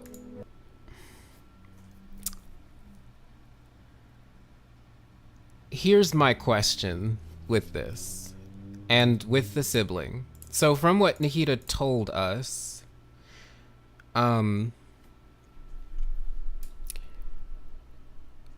what were the timeline of events that they gave for the Abyss sibling? They arrived in Khaenri'ah,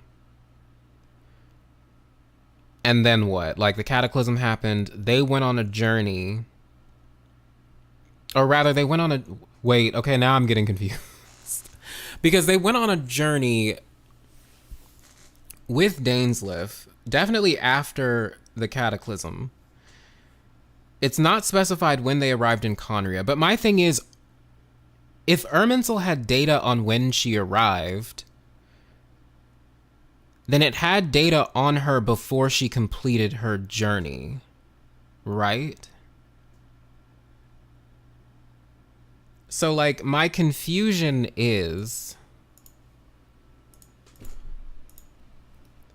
did she already have a constellation before she even arrived? Or was it like Irminsul slowly gathered information on her over time, and then at the end of the journey had enough to make a constellation for her? But, like, it just confuses me because Irminsul started recording her the minute she got here, from what it sounds like. Versus Ether, who we have no idea, like, we have no idea what went on with that, right? Which means that she probably died in Khaenri'ah and came back. I've heard that theory. It's... Irminsul only records things when a person dies, and, like, keeps... Right. It absorbs the memories of... But the thing is... I don't know, because we even have Paimon, who is affected by Irminsul, but obviously her fate is obfuscated, kind of like Lumine's. Like, we can't see anything about her fate, which would kind of imply that she died at some point, or like a previous version of her died or something. I don't know.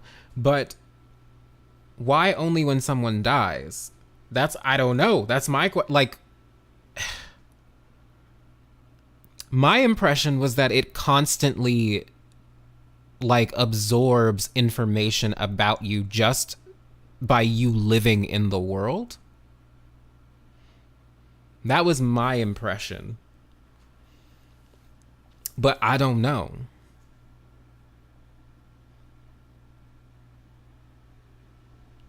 Because here's the thing. Even if Lumine, like, the idea that Lumine died in Khaenri'ah, which is what some people are using as a way to explain why she's being recorded in Irminsul. But the thing is, I don't know. I don't know. How then would ley lines have memories of Diluc traveling to Snezhnaya? Also a good point. Also a good point. So it's not when people die. Like, that's, I guess, so, like, this is my issue with this, because I'm just confused, because it's clear, it seems like Irminsul was recording our sibling when they got here.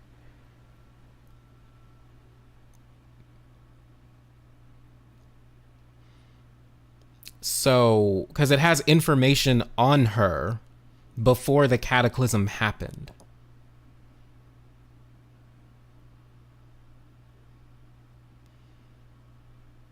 Our Abyss sibling first traveled to Teyvat with Dane, then came to awaken the travelers and attempted to flee. Okay. Did they come? I don't know. Let's say you download a file. Birth is the start of the download. Life is the middle point and death is the finish. Only after that can you open the file.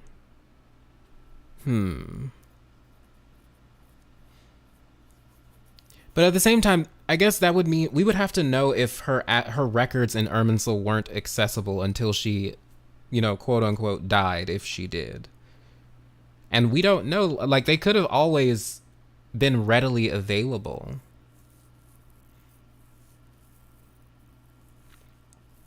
Like, each cycle is short as heck. Okay, but that's the thing. I think we need to make a correction. Nahida said she popped out in Khaenri'ah. She never said anything else. Well, yeah, she's not very specific about the details of Lumine's journey across the Seven Nations or what she did in Khaenri'ah. And I don't know if that's because, like, Irminsul, or at least the data that Nahida was just accessing, gives you, like, a basic overview of what the person did versus, like, she did this, then she specifically did this, then she specifically did that. I don't know. I don't know what those records look like. But yeah, I don't know. Ether didn't die yet, as per this theory. If he dies and he is recycled, and in the next cycle he will have records. But I guess the issue is, and like what Ashikai was saying, you don't need to be dead for the ley lines to have information on you. But at the same time, this theory that Wei has is insinuating that everybody, like the entire world, is in a samsara and has had multiple life cycles, right?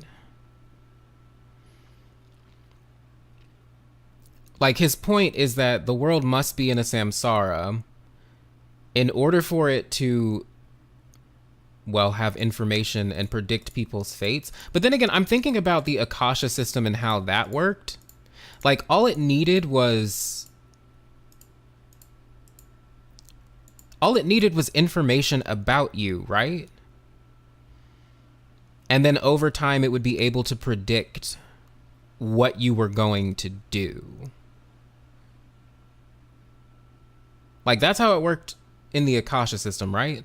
And I'm not saying it's going to be a one-to-one thing, but the Akasha system is kind of like a mini leyline Irminsul system. I think there may be a point where memories accumulate so much that they can crystallize. That would make sense. So crystallize into a fruit, basically, right? Like a fruit on a tree. Her death could be referring to her leaving Tevat with her twin. Imagine this. Suddenly the download stops because the file is missing. That would count as finished. Right. It would be like a... Well, it wouldn't be completely finished, but yeah. It would only have part of the data. I think the Irminsul record records, people's lives as people are living, because how else would the tree have info about current living people like D-Luke's event? Yeah, that was Ashikai's point. Yeah, like, I just think it records over time. And like it accumulates, like what Ashikai was saying, it accumulates so much that it can crystallize. But if that's the case, does that mean like the Traveler will eventually have a constellation?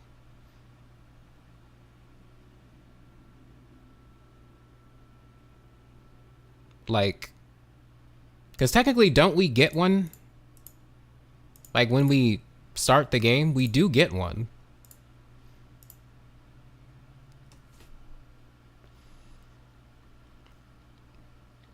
What if Lumine did some weird tree touching stuff like Otto did? Maybe. You know how it's always stated that not all elemental life forms have the same effect in all life forms? Like, how not all rocks? I think Irminsul does a reboot, like a data server. Oh, right. Wei was saying, like, it's a fake one. Okay. We got one only after absorbing the elements.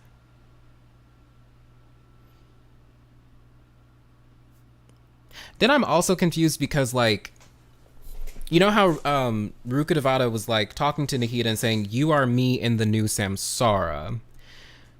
To me, that implied that a new Samsara had started, probably with the Cataclysm. Maybe, like, a new quote-unquote Samsara starts every time the world is just destroyed, which makes sense, and then reborn. But that's, like, not, like...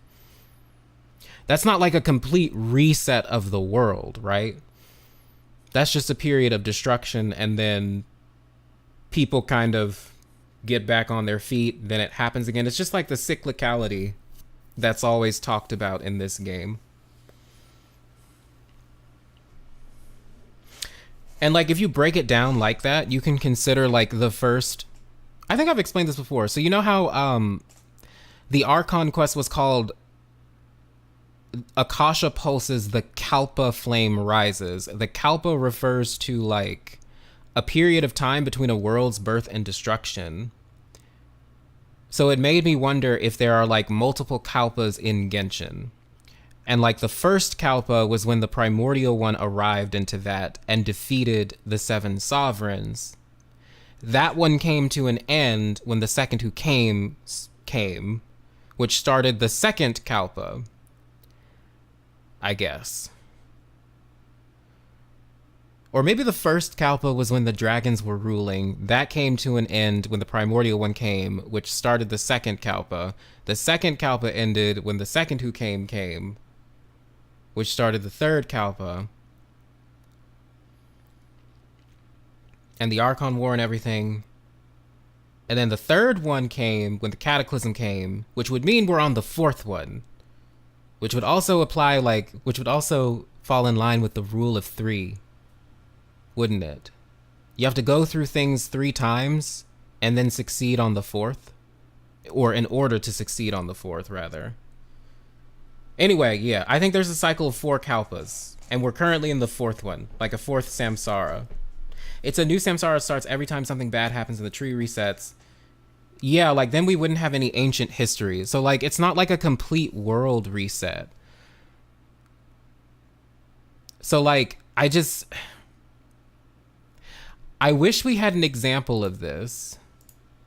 Because I mean, like, even in, this is Honkai Impact spoilers, but like, beyond what Wei was talking about, there is like a Samsara thing, like a 50,000 year Samsara thing that happens in Honkai Impact, where the world is quote unquote reset. But like, it's not like a complete like, oh, memory rewipe, everything like goes back to how it was, same characters, same everything. It's just reset in terms of like life begins anew. At least that's my interpretation. Somebody correct me if I'm wrong about that. And I think it's similar in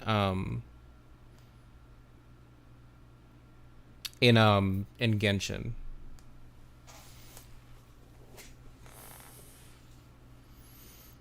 Wait, hold on, y'all. We can figure this out. We have big brain people. You guys, Ashikai's here. Roosevelt is somewhere, maybe. Maybe she left, I don't know. Big brain people, please. Not reset, reboot. But like, even if it's like a reboot, it's not like a complete... Yeah, it's like, it's not like a reset. It's more like regalvanizing the world. Yeah, the Pari did reference the rule of 3 directly. I do remember that. 4th Descender. Yeah, that's interesting how we are considered the 4th Descender.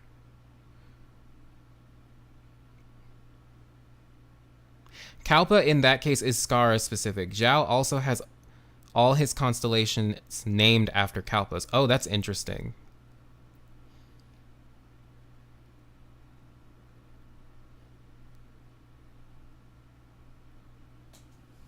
In Honkai, the previous era was able to pass down tech and stuff, and there were survivors. Yeah. Time loop is something that erases all existences of the previous loop Samsara. It's something that keeps what happened and repeats it. Yeah, and I don't know if it's a time loop in Tevat. It's a loop, but I don't know if it's a time loop.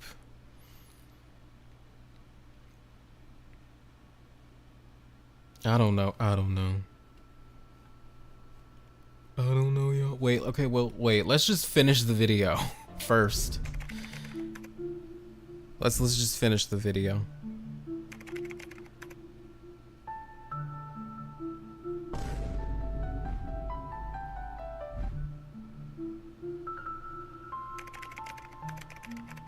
This is his first cycle. Data is not absorbed by Irmin's yet. I am unable to give you a prediction. All I can tell you is that your journey is far from over.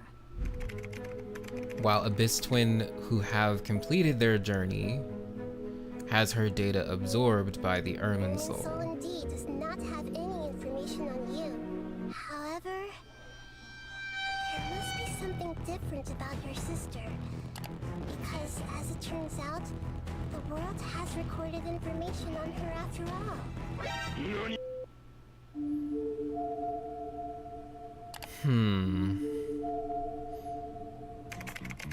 The answer lies in Alhaitham's story quest. You know, I have not done this story quest yet. So this is spoilers for me.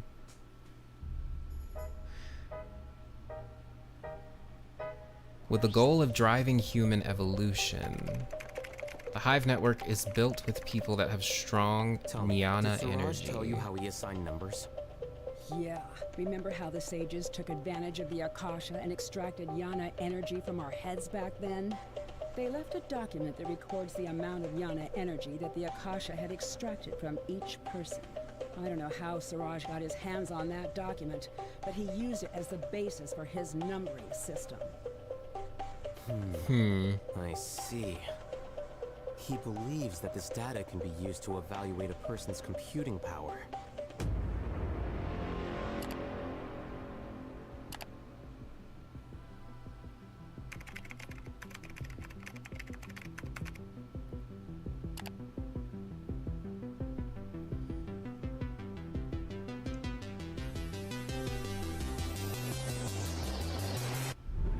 Ambition reaches a certain strength, the gods look upon them with favor. A person's vision represents their ambition. People gain constellations as they go through Samsara cycles.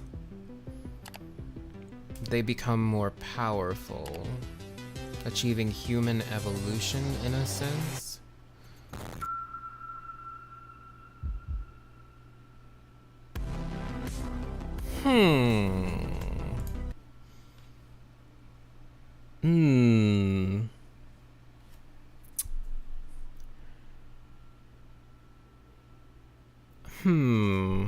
Okay, so what do we think?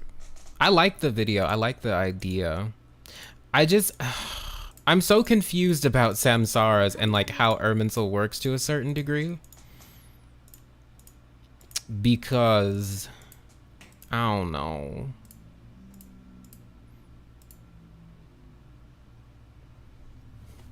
Wait, hold on. Let me read. I think Irminsul is a mini version of the imaginary tree. Yeah, kinda. It's at least supposed to parallel with it.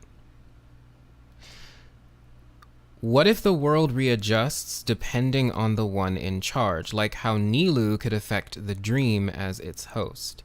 This would explain the changes in the world as he took the host position from the dragons. Yi. Hello, welcome back, Jan Nunez. In Honkai, the Samsara happens because Honkai want to assimilate, embrace humanity, and it resets until it works. Yeah.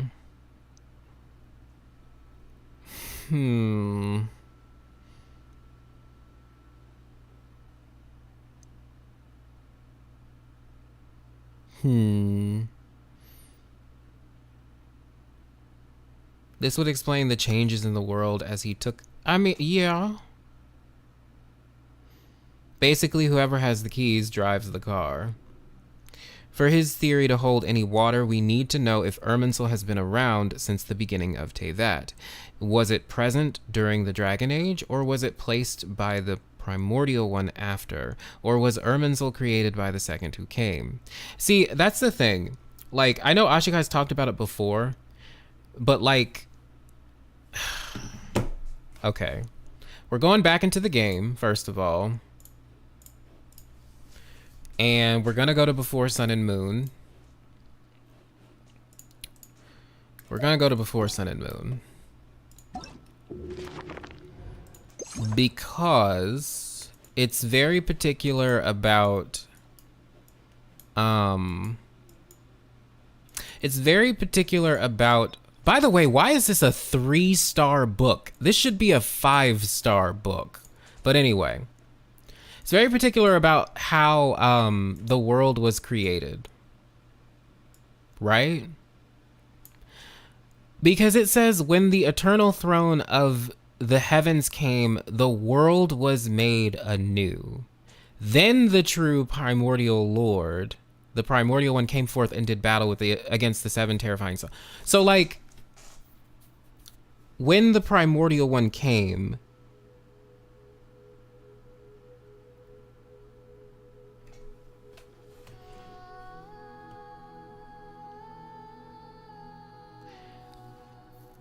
The world, like, did something happen to the world itself where it was like refashioned even before the primordial one like did the physical refashioning of the world?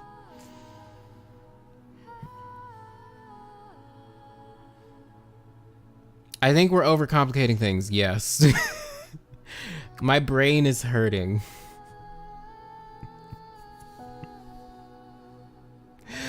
Three-star to reflect the general interest in Enkanomiya from normies. I mean, okay. 3-star for 3 realms and 3 moon sisters. I mean, good. I mean, yeah. Did the primordial was even part of the throne of heavens?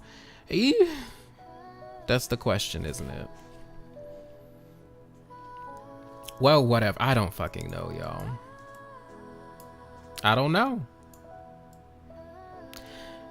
Anyway, I say that to say, who knows when Irminsul...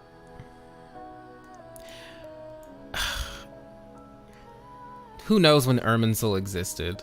I'm like 99.99999 convinced that Irminsul and the Moon Sisters are like super tied to each other.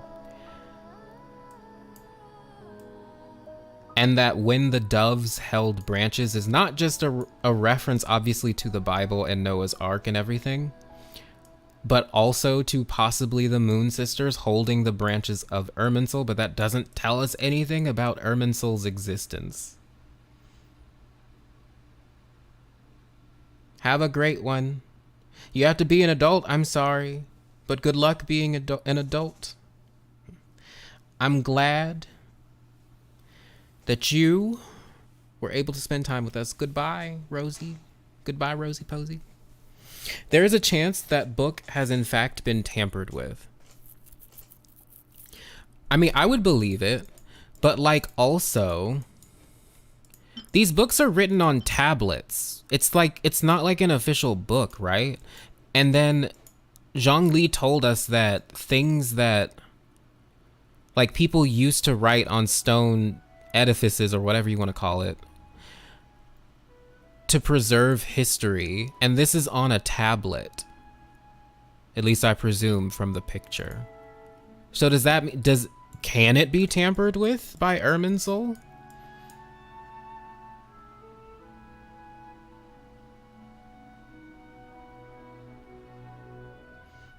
I mean, yeah, I mean at this point it's fair game because like we have. And then I'm also, of course, annoyed by this. The whole, oh, it may have been Phanes. He might have been the primordial one. We don't know. His name may have been Phanes. Or its name may have been Phanes. He also said writing on some didn't work. He did. On stone didn't work. He did say that. Like, it wasn't like a good or permanent solution.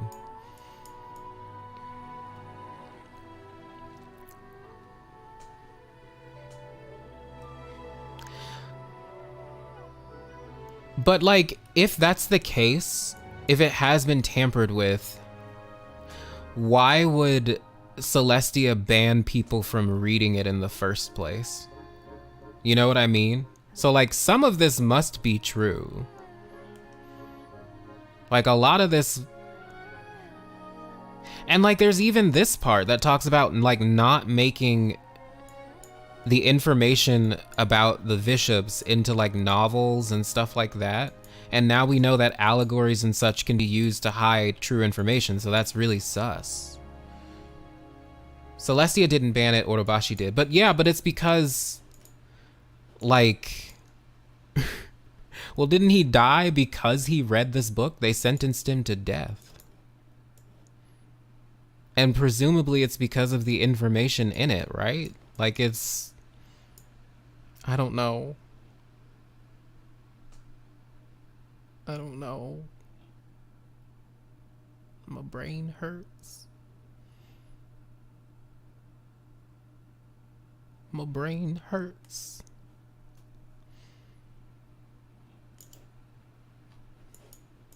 My brain wrote writing on stone, woke writing in magical archives created with godly powers. Oh my gosh. Maybe that was the reason why they dared not to say Istaroth's name or write it, to avoid tampering with it. Yeah, because they did write her name backwards too. Right? They wrote her name backwards as that. Yes, they sentenced him to death, but we don't know why. We don't know how they found out. If they knew about the book, why let it exist? I mean, that's true. That's true. But at the same time, as well, so like Celestia basically allowed Enkanomiya to come back up to the surface world, right? Under certain conditions that we can at least speculate on. Orobashi had to die. But then again, he died after they came up, right? He died because he technically invaded Inazuma, or Narukami Island, for resources, at least under the pretext of resources, right?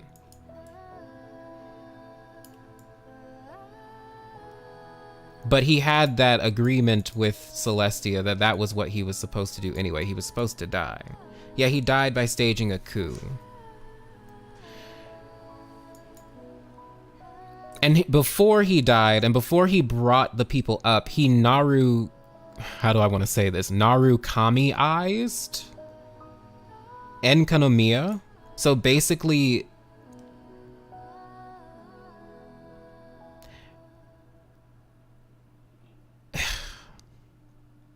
yeah, it's just confusing because, like, why would Celestia even allow this place to exist? Why wouldn't they just, like, blow it up? Even after, like, the Enkanomians moved to the surface world. Like, why would you want this information just sticking around? Unless they weren't worried about it.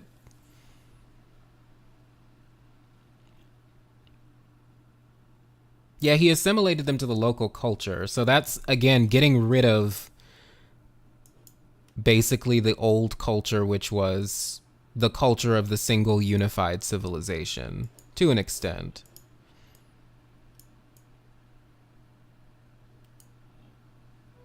Who says Celestia has the power to blow the place? They are not omnipotent. But the thing is, they knew Orobashi, like, they had some form of communication with Orobashi, who was down there with Enkanomiya. And they knew about Enkanomiya's existence. They kind of just let them, or rather kept them, from what it seems like, in wherever they were, and did not allow them to come back up. It mirrors the colonization of Okinawa. Yi? Yi?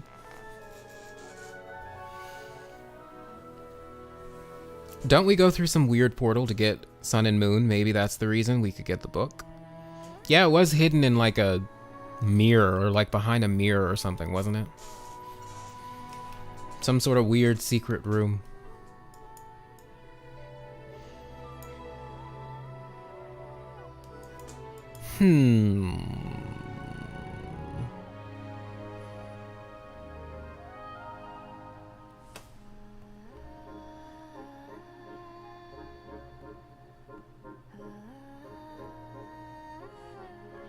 Well, you came for brain rot and you got it.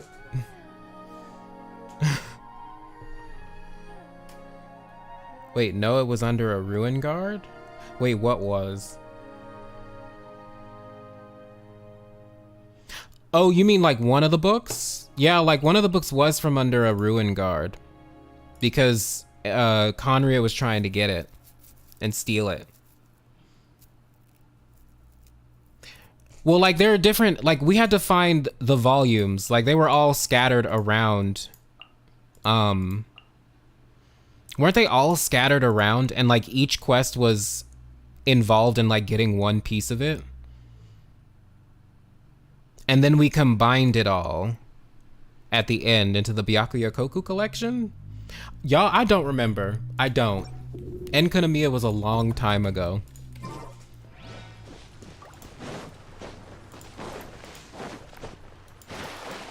It was a long time ago. In a galaxy far away. You get the book collection through the mirror. But, like, we get the pieces of the book. Like, the different volumes. I don't fucking know.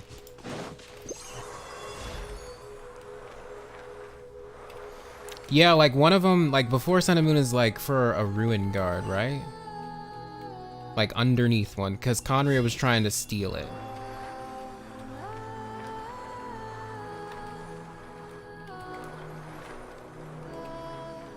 How do I do this again?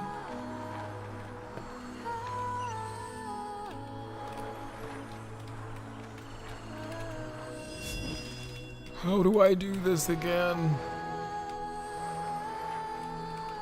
Ah, we had to start there.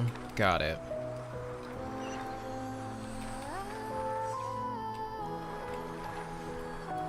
Okay, yeah, so it was under a ruin guard.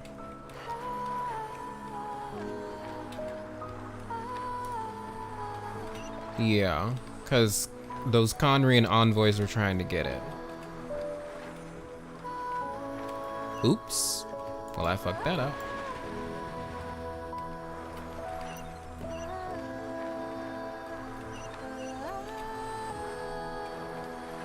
Okay, then what the hell was in the room? Because, like...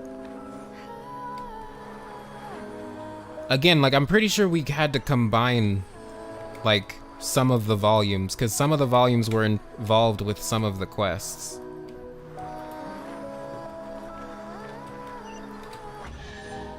Oh, thank God, finally. The quest is called Antigonus.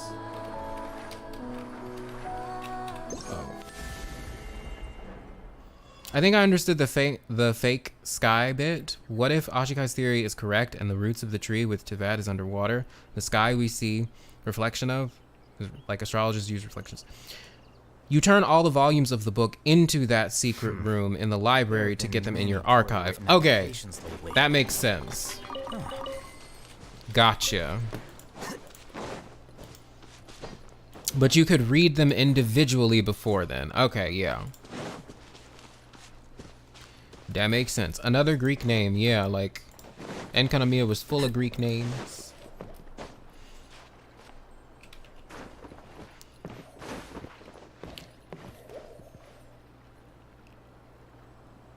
So I guess we're all in the same procrastinating theory space apparently. Really? I guess so. Wait, I want these dendro crystal flies. Speaking of crystal flies, I want to know if I'm not crazy because I tweeted this out like last night, not last night, the night before. It was midnight of yesterday. So not today, but like the 15th at like midnight or something. About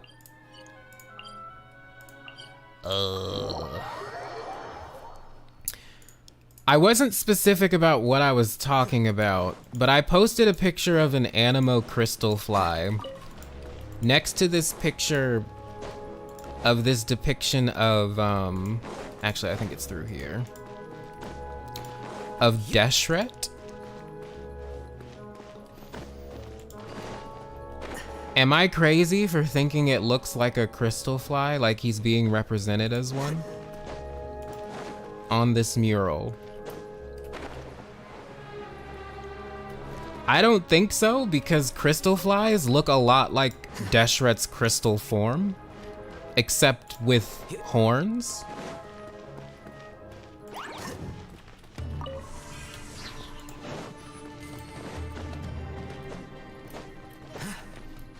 Like, look at this. Like he's like depicted as a bug. He's got the antennae.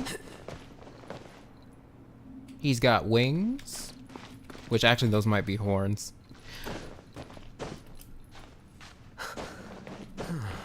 But if that's the case, it did remind me of that one quest. You guys remember when you have to bring, what's his face? The stupid Tanuki? He wasn't stupid, he was actually cute. Kishiboshi, that event that happened a long time ago, and we take him around to different places into that.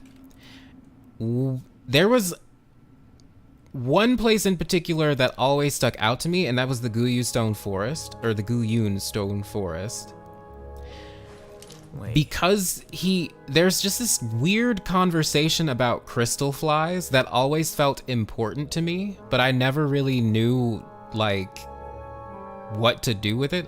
Basically, they're talking about, like, it's him, Ether, and Paimon, or Lumine, whichever traveler you have, talking about how crystal fly cores all look the same no matter what element it is. So at their base, they're the same, and the base always looks like an anemo crystal fly.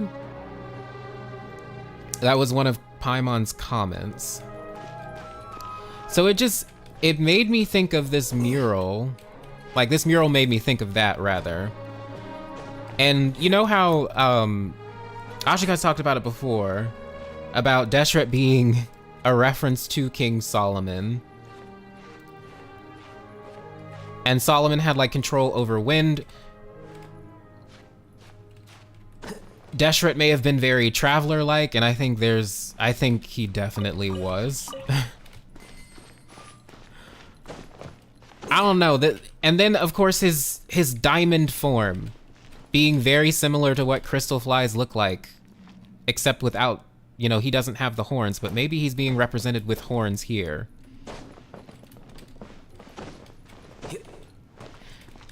And you know what? If he does have horns, we're gonna talk about this in my video. Maybe I should save this for my video. You know what? Fuck it. Let's just say it. So you know how, Wait. I've talked about it before in Paimon's True Identity about the three Moon Sisters and how they may have been based on, like, the whole Wicca thing with Maiden, Mother, and Crone. That comes from Wicca. Apparently, in Wicca,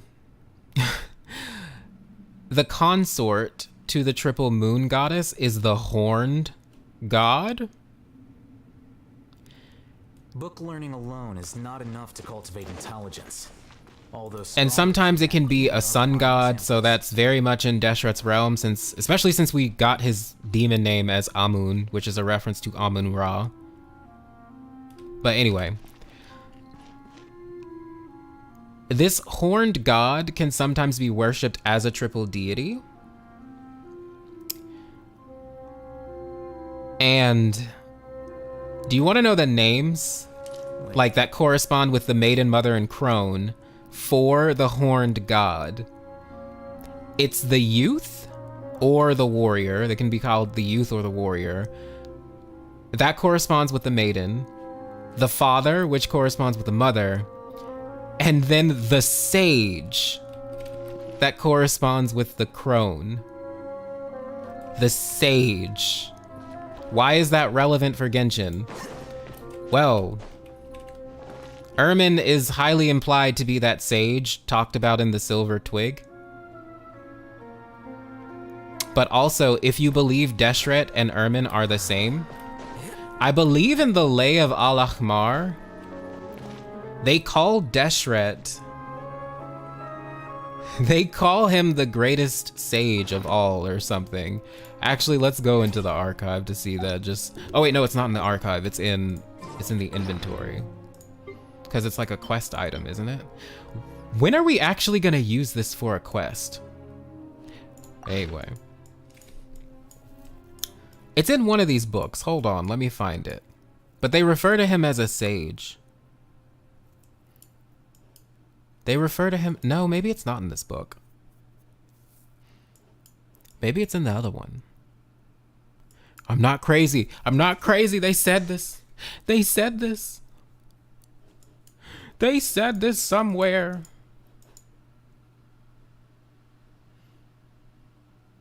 Well, it's not like Deshret is Phanes. I don't think... Obviously, he's not the primordial one, but he is definitely a parallel to the primordial one, and we are going to talk about it. Because if you really think about it, the real King Solomon of Genshin should be the primordial one.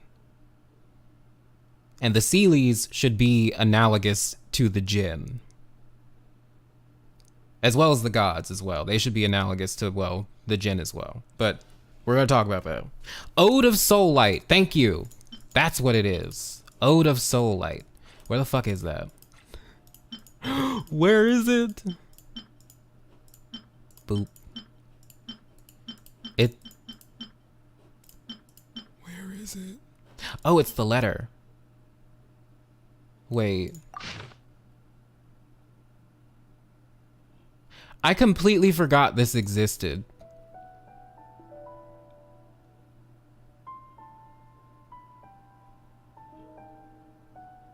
I'm gonna have to look at this later. I've completely forgot that existed. Because that has to do with this region. It's like a letter, isn't it? Or something? Y'all.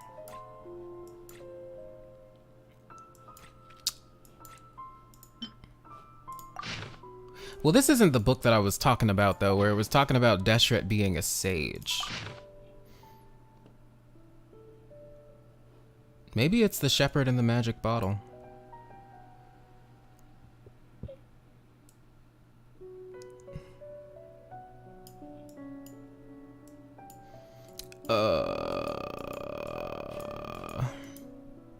Alright, I give up.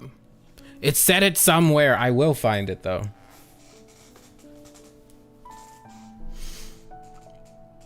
Oh, wait. Are y'all talking about when...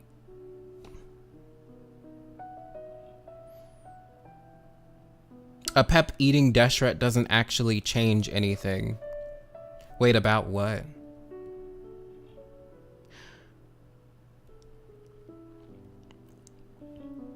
About what? Oh, about the sinner being deshret? No, it totally still can be him.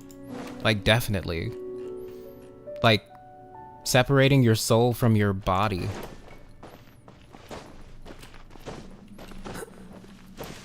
Is a thing. I think it's possible. I don't know about mind, body, soul. There's just 3 instances when he died and came back. Which makes him very Phanes-like, since Phanes is a dying and rising god. And also Jesus-like. Which also may be Phanes-like. Anyway.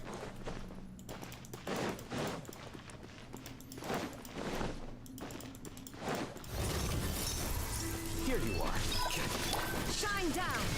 I feel like I didn't do any exploring whatsoever. We were just stuck in the door to Khaenri'ah room, and then we were in other places. Well, he has a sun connection, so another connection to a sun god like Phanes. Yeah, like a god of light connection and everything. Like, whether or not also Deshret and Irmin are the same person, I'm pretty sure Irmin is probably like the Travelers.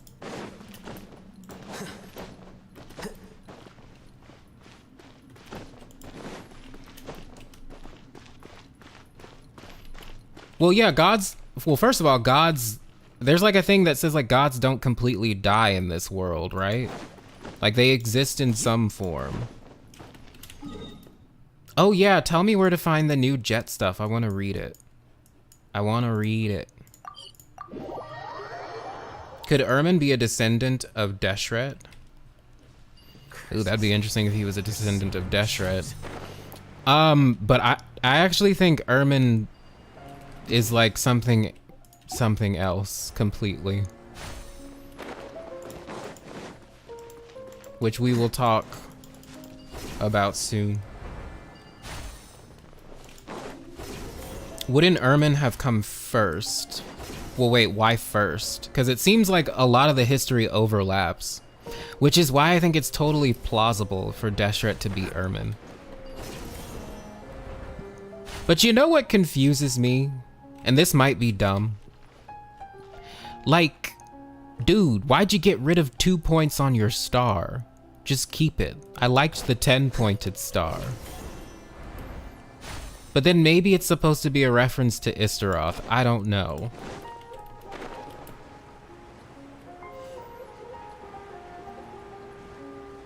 So you don't think it's possible that Alhaitham is a Deshret reincarnate? Well, first of all, I don't know. To be honest, I don't know enough about Alhaitham's design to even have an opinion on this. Oh, look, a viewpoint.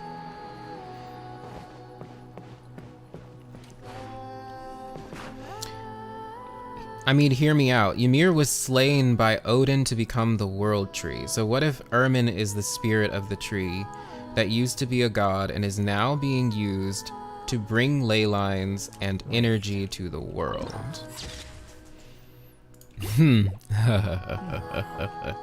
Interesting. I mean, so for those of you that don't know, in order to fashion the material world and earth and everything, Odin and his brothers killed the primordial giant Ymir and like used his body parts to fashion the world. Venti also mentions this story in the manga. But to me, Ymir is extremely similar to Phanes in that regard because, well, one of Phanes' incarnations, the god Dionysus, he was, well, actually Phanes himself, there are a couple myths about him being absorbed by Zeus and his power distributed amongst the Olympian gods. And then there's Dionysus, whose body parts were split apart and cut up by the Titans, who devoured them at the behest of Hera, because Hera wanted one of her own children to be the ruler of the cosmos, and I think Dionysus was next in line. So she was like, yeah, we're not having that. So she plotted to murder him. But I say that to say,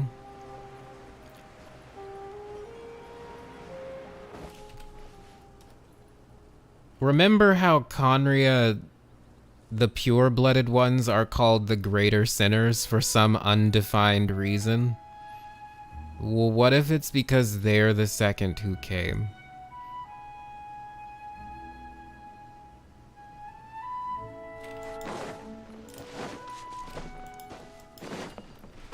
What if Irmin is the second who came, and like all pure-blooded Khaenri'ahs are the invaders?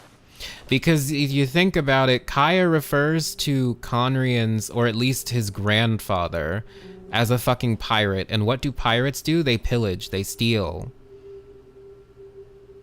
they take. What did Odin do? He killed a primordial being and fashioned the material world from it.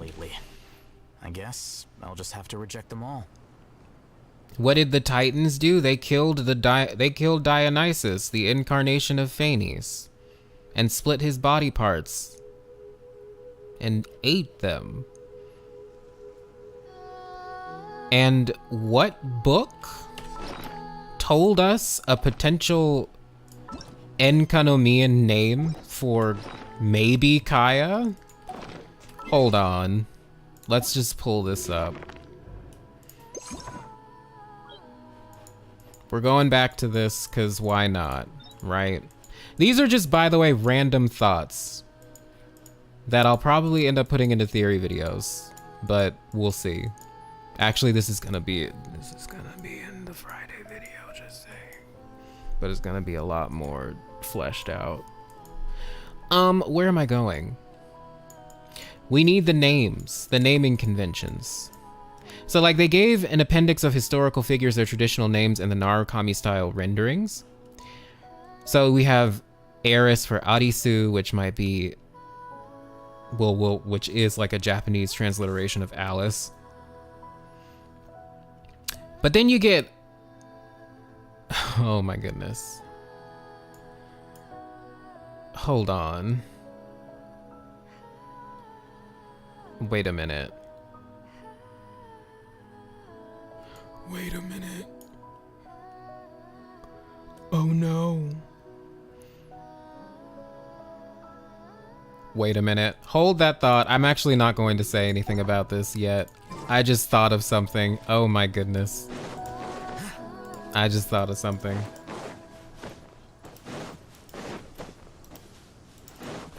I'm gonna be quiet about my point. Anyway. Khaenri'ah is sus. That's all you need to know.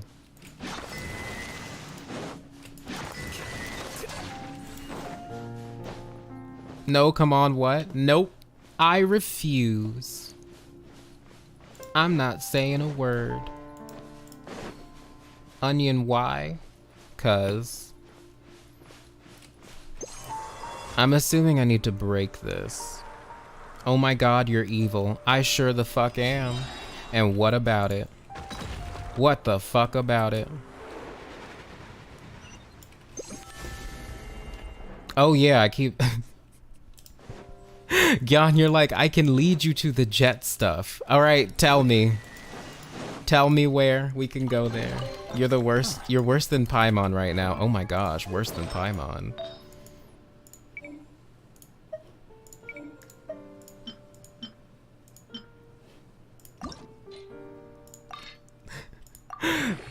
Go to the first waypoint in the new area.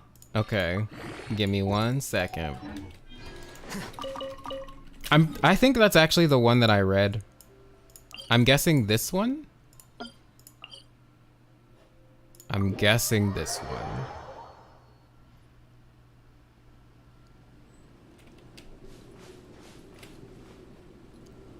Okay, now what? Yeah, I'm not sharing shit. Not yet.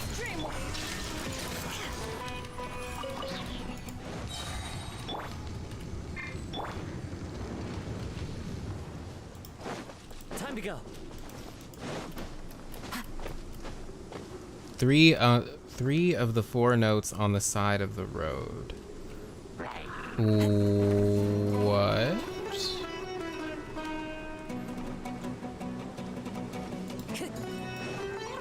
And where are they, my friend? Where are they?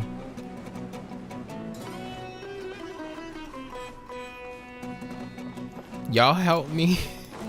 I don't know where they are.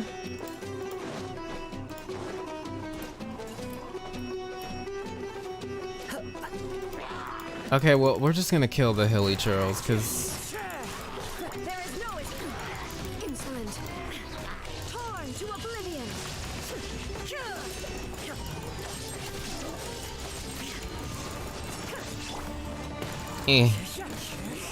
Die.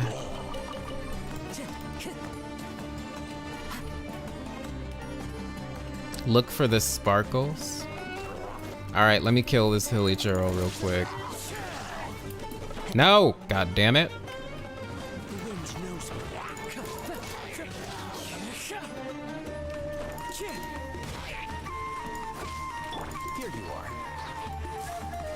What? There's more? Why are there more?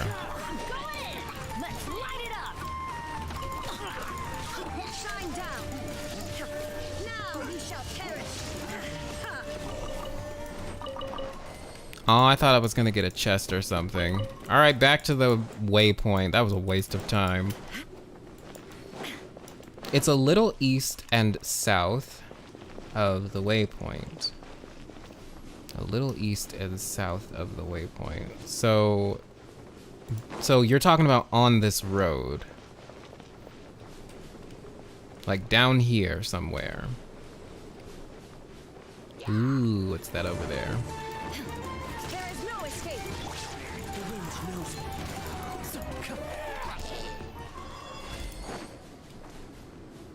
Oh, that's just a rock formation. Am I too far down? I wonder if Fontaine is going to be as big as Sumeru, or if Sumeru will end up being the biggest region in the game. I don't know, because it's pretty fucking big. Like, look at this. It's huge. It's so big. I feel like I'm a little far down. So we're gonna go back up. Did you know about this? When you reassemble the Skyfrost nail, the world's time starts moving very fast, but Paimon and Traveler say nothing about it. Interesting. And we still don't have a nail area yet. We do, though. We just didn't see the nail. But there's definitely a nail there. It's right over there. That's where it is, but for whatever reason, they probably just didn't show it, unfortunately. Yeah, it's probably the desert of the oasis, where the oasis is. Yeah, that I thought there was like a nail there, or at least there was heavily implied to be one there. Gyan, where have you gone?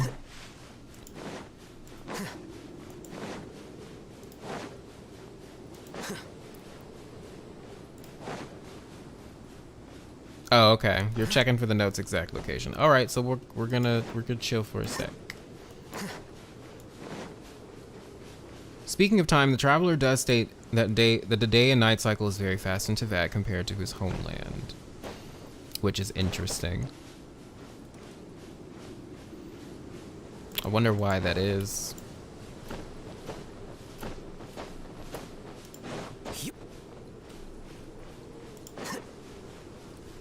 Where even are we at this point?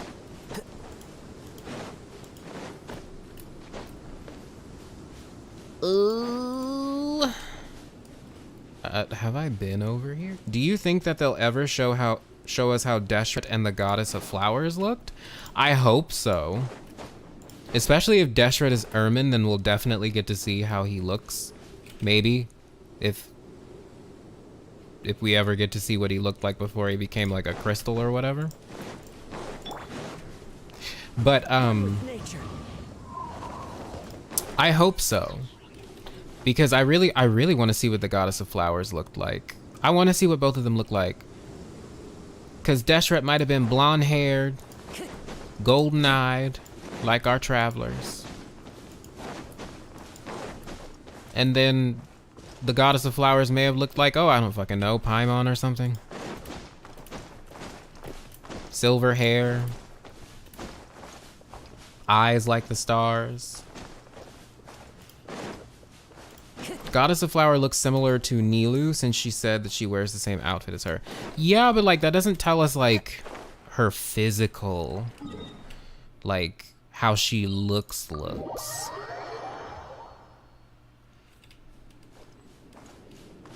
They were both for sure hotties. Oh yeah, they were both baddies. You know they were. All right, Gyan, tell us, where can we find it?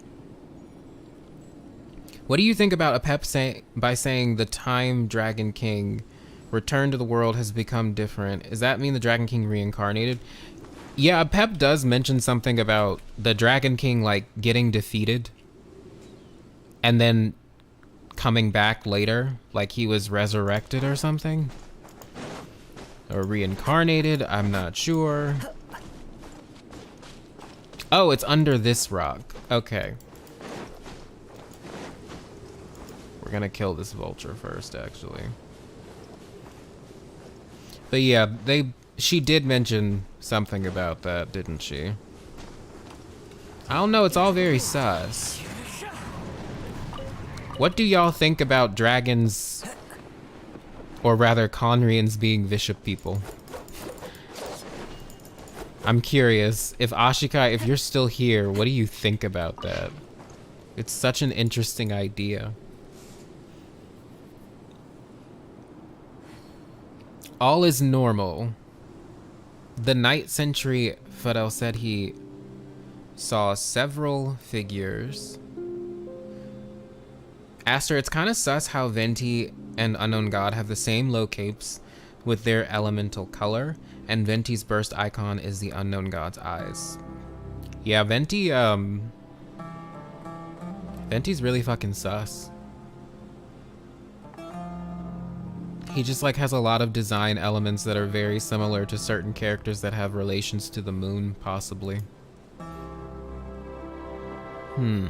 If there are unexpected circumstances, we can use spike to the light of their fires again.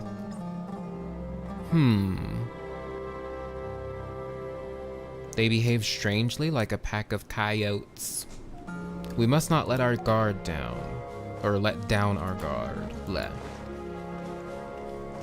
Don't bishop people have slit pupils instead of star-shaped ones?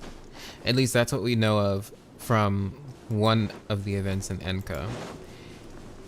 Yes, but I still think it's interesting that the dragons and the Dragon King would be named after, or at least some of the dragons rather, would be named after dwarves, and then the Dragon King is named after a place that was supposedly a land of dwarves. And then Khaenri'ah has a whole bunch of people named after dwarves. Second note is under the little arch Withholding comment on the Bishop people DM me later. Gotcha. Off we go. Definitely, cause Adventure time. yeah. it's an interesting idea.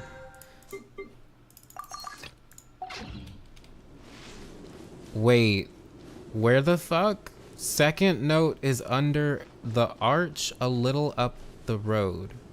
On the left side. Oh, this arch.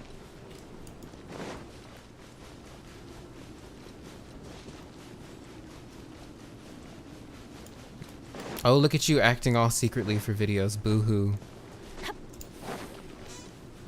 Well, you gotta save the good stuff for the actual video release. Wait, where is it? Gyan. Oh, here it is. Early this morning, the Nagar how do you pronounce this? Warned us to turn around and leave immediately, saying there was nothing to see in the northern desert. Some of our bodyguards are from the desert, and they're already beginning to waver. Superstitious lot. Captain Parshid plans to negotiate with their leaders, but will the Nagar be as amenable to reason as we are? I don't think it's a good idea, but since he's already decided to go... Okay, he was wounded by a crossbow bolt.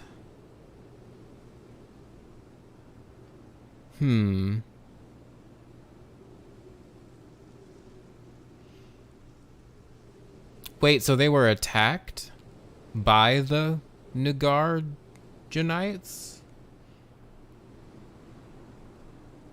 But why? Or they were wounded by someone. Adventure time. Third note is a little further up the hill, or up from the second note, next to a tree with a hilly churl. This one? Yes, this one. We go. Did I need to kill him? No. Did I want to? Yes. Day 10, we were subjected to a thorough looting. The ones calling themselves the Blue still refuse to let us go. They knocked our night sentries out and attacked the camp under the cover of darkness.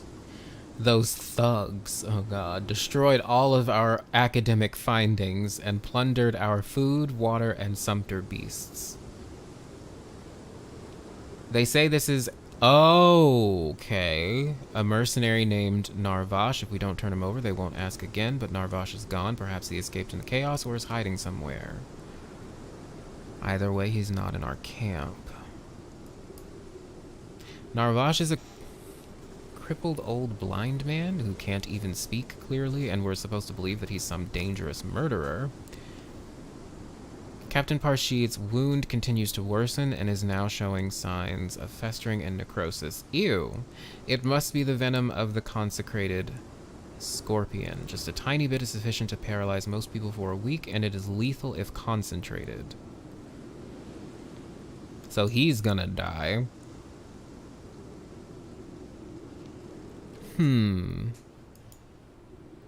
So... Expedition or whatever team from the academia comes in, they're captured by the what's-their-faces. The reason they were captured is because they're holding a mercenary named Narvash.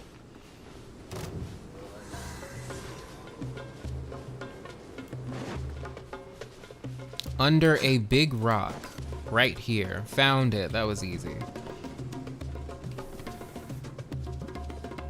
Should I kill this thing?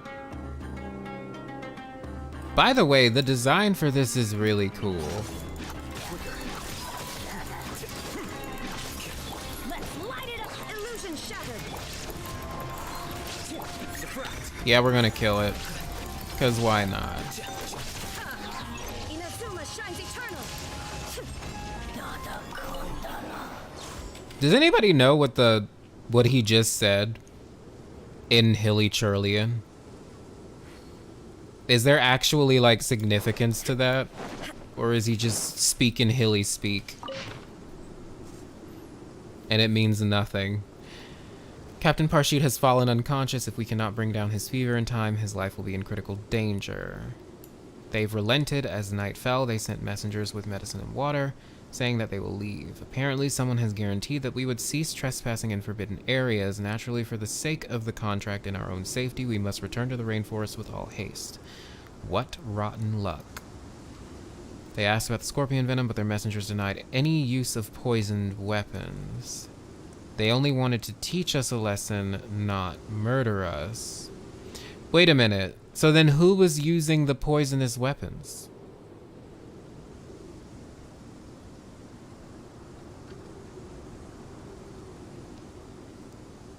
Is this somebody from the Tanit tribe? Because if you remember that falcon lady, we had to get venom and shit from him? Or well, wait, no. What am I saying? But no, I thought the Tanit they used that kind of poison, the scorpion poison. So was it them? But wait, I thought they were all dead. Oh, Jet. No, it is them. It is them. We followed the messenger's instructions and went to the camp of the person who vouched for us. They are to escort us back. How shameful, returning with nothing but empty hands and wounded bodies. Oh no, they were helping the academia. Okay. No, Jet was helping them. Their leader is a girl with blue-purple hair and dark skin. She looks young, but the scars covering her body make it clear that she is someone to be feared. She is surrounded by a group of equally capable-looking young desert dwellers, and they have an interesting mechanical contraption with them. Ben! Oh, Ben. She looks like the leader of a newly formed mercenary group. She says she wants nothing to do with rainforest dwellers, and she only saved us because it was convenient. Her real target is someone called Messiah. Okay, so this is that's the dude who killed or like made his own daughter go to her death, right? That's the guy. Or is that an elder of the tribe?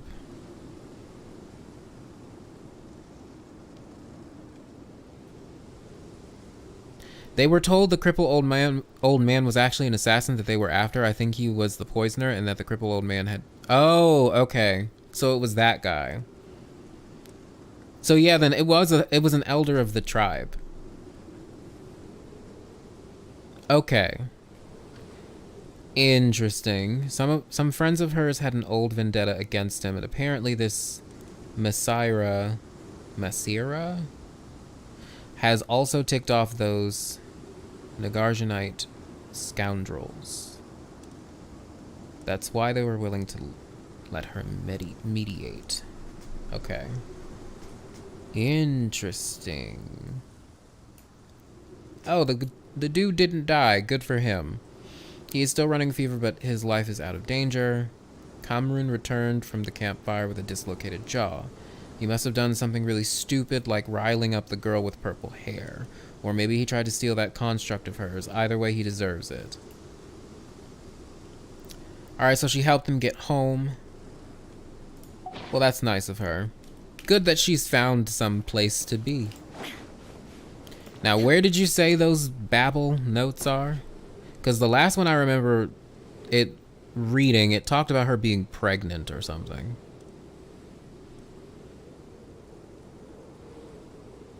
Gyan, where are they? But good for you, Jet. Good for you. You helping bitches out. You helping these poor ass academia people.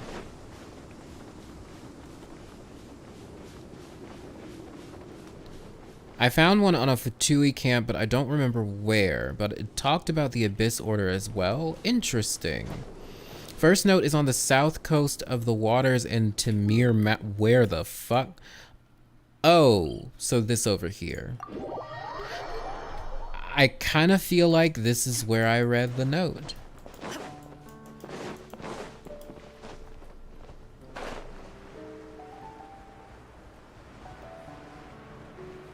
I probably should not have jumped down. Oh no, I should have. Here we go. No, the one I read was number 2. Okay, these notes look to have been abandoned here for many years, and the dry desert winds have made them brittle. Found a spring in the canyon here, perfect for a rest. This is a short contract, just a pilgrimage to a site in the north. A simple escort mission like being a tour guide. The clients are a couple from the rainforest, both scholars from the Vahumana Darshan. The woman is already heavily pregnant. They're here to research the pilgrimage routes to the Vorukasha oasis. Constantly collecting worthless trinkets buried in the sand, coins and talismans and the like. It's just my luck that I have one useless client and the other one is about to give birth. This is great, just great. What am I about? Okay. So, who's the mercenary? Is it Babel? Well, it has to be, right?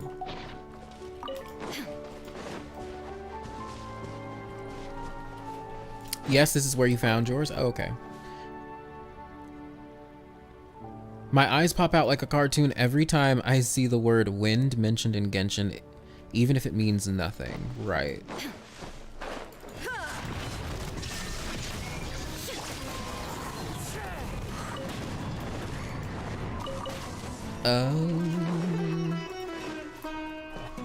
Vahumana is the one studying the sky, right? Aren't they the ones that were like, the world is flat or something? Wasn't that dude? Or was that something completely unrelated? Maybe that dude was in part as DI, I can't remember.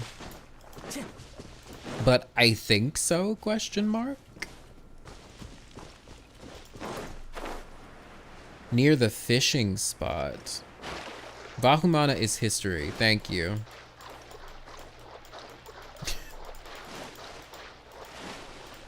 Wait. He thinks the world is round. Oh, but most people think it's flat? Into that? Girl, I'm getting confused. Alright, let's see what this says. The woman's fetal movements are growing stronger. She can no longer endure long treks, but they haven't given up. They want to continue north. No, it can't be anywhere else, can it? They just have to go through the Vorukasha oasis, which just happens to be another forbidden place. The nomads there may not welcome us with open arms. I warned them, but no, they wouldn't listen. Babel. If she's a girl, then that's what we'll call her. Oh! So these are her parents. Wait a minute, so she's descended from researchers? From academia people? Interesting. That's what he said. And if it was only then that I noticed how the woman's eyes were beautiful, like dusk falling over an oasis. What are their names again? I didn't pay attention because there's no need to remember really. They're just two idiots that will get... Oh shit, are they about to die? And this dude is gonna take Babel and raise her? Like, the woman is from some sage's family. Oh, so she was like descended from an interesting pedigree. As for the man, his station is more lowly. Maybe he was from the desert too, some generations back. No wonder they came to the desert despite expecting a child. I've seen this plenty of times before, reckless couples who disappear into the desert. Oh, that's kind of like Jet's story, actually. Because her mom was not a sage, but a researcher or a scholar. And then her dad, of course, was from the desert. Interesting parallels. The man went off on his own again. Nothing I can do about that. He's the one paying me after all. But why am I the one that has to accompany the pregnant woman? All right. Where's the next one? I'm liking this story. Time to go.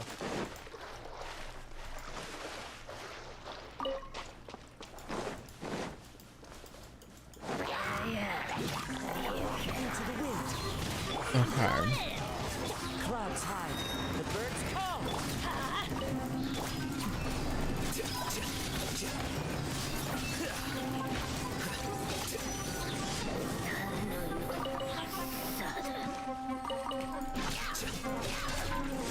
Interesting that they carry around flowers.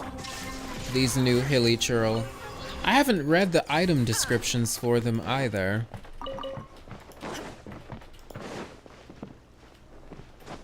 Yeah, Babel's related to a sage, which is super interesting. Oh, these are so cute. Also, doesn't this look like that turtle of time from Nikita's video? Like, it just straight up looks like a turtle of time. What's up? You're so cute. Okay, bye. I'm not gonna kill you. I had a moment where I felt like maybe I should attack this, but it passed.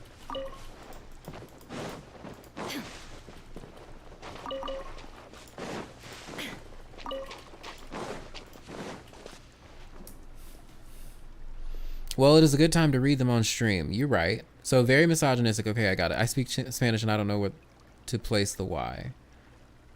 Oh, wait, it's almost the same, and that makes it even more ironic that she said Yeth was an outsider. Yeah.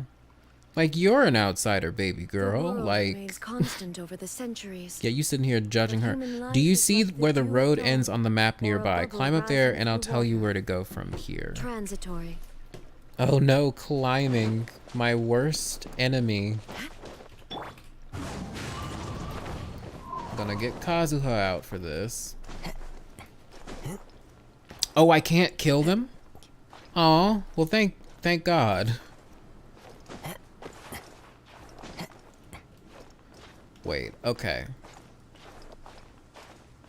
We're gonna read the flowers in a second because I actually am curious about that. Also, I'm about to run out of stamina and we are gonna be plunging down. Actually, you know frickin' what? We're just gonna go to this. Oh. Perfect. Alright, Gyan, lead me to the next note. And while you do that, we're gonna look at those flowers in the archive, actually. That's not the archive.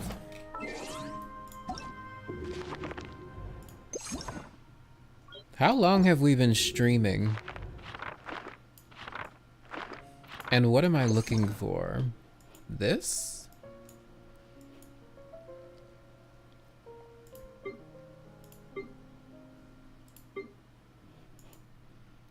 I am in the wrong place, aren't I? No, this is the right place.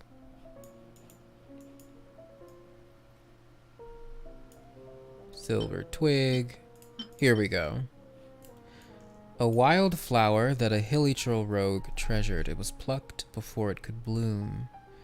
The hilly troll takes nothing with it in its sojourn across the wilderness to save this flower. Bereft of any. Flowers can be used as special gifts, or as gifts or offerings to express one's feelings in many cultures.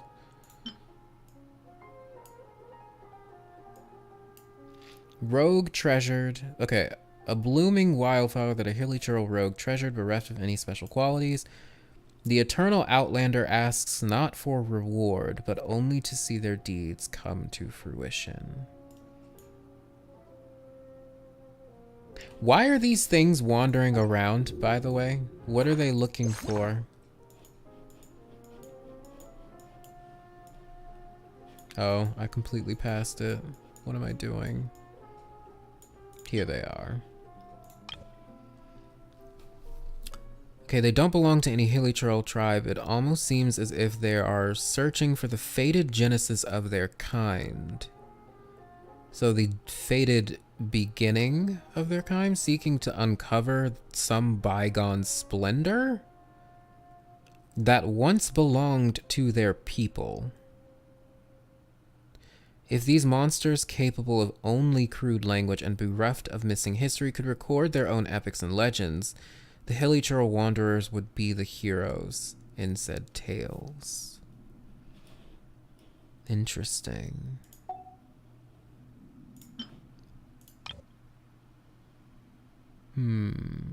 They can often be found roving the wilds as if in voluntary exile. They may also lend their aid to other hilly trolls or hilly troll tribes for various reasons and go their separate ways afterward. They seem to possess a higher level of intelligence than commonplace hilly trolls. I'm so confused about the evolution of hilly trolls, BT dubs. And also what gives them the power of the elements.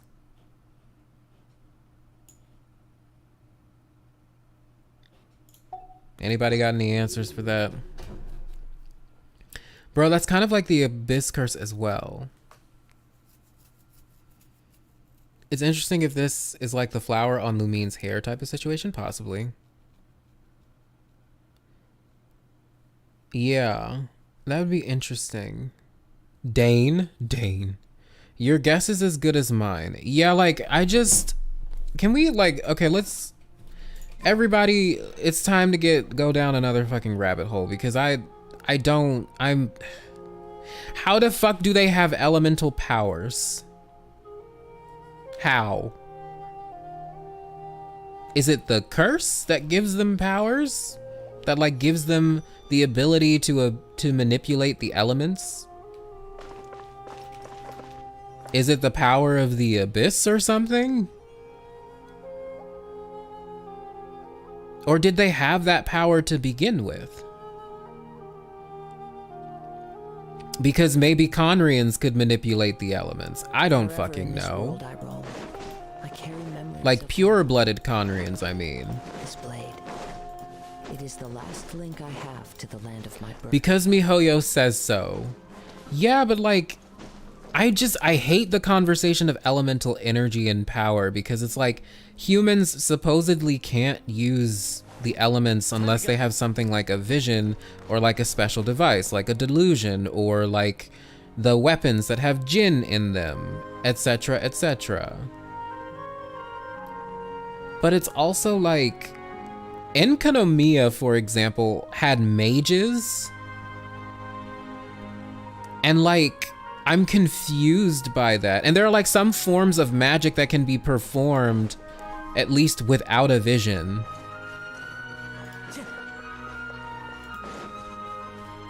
And like incantations and stuff that can be chanted to give off the effects of magic. I'm just confused as to how magic works in this world. Jar Jar.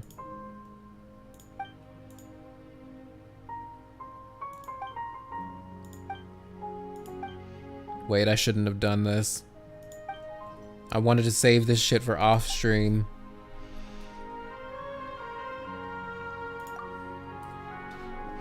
The third note is on a box along that road. Okay. We're gonna find it after I get out of this cutscene.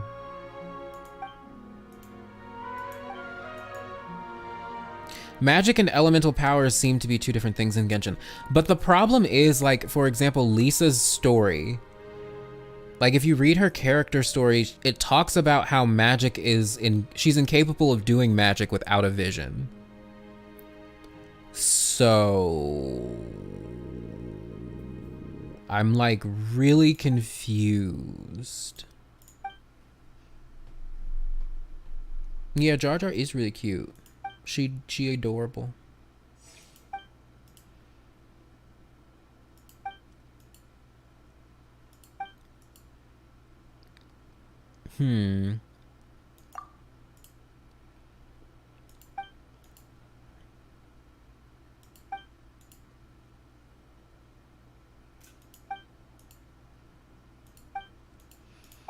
Okay, some trial. I'm not really paying attention to this.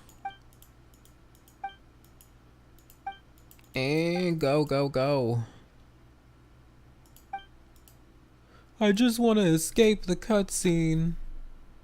I'll probably read it later.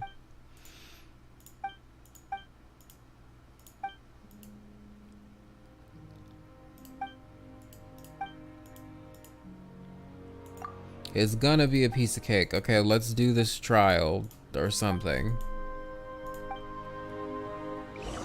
Alright, we're not gonna do that. We're gonna get the book. Okay, you said it was on top of a crate, but what? Am I going the right way?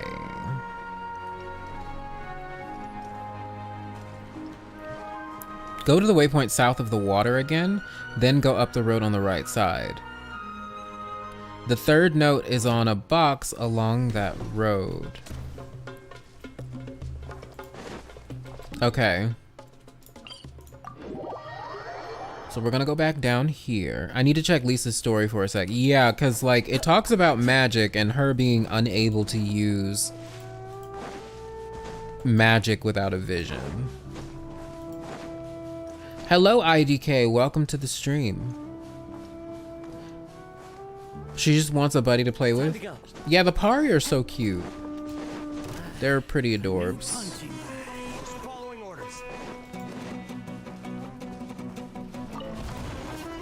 Aha, we found it. Now I have to kill them so I can read it.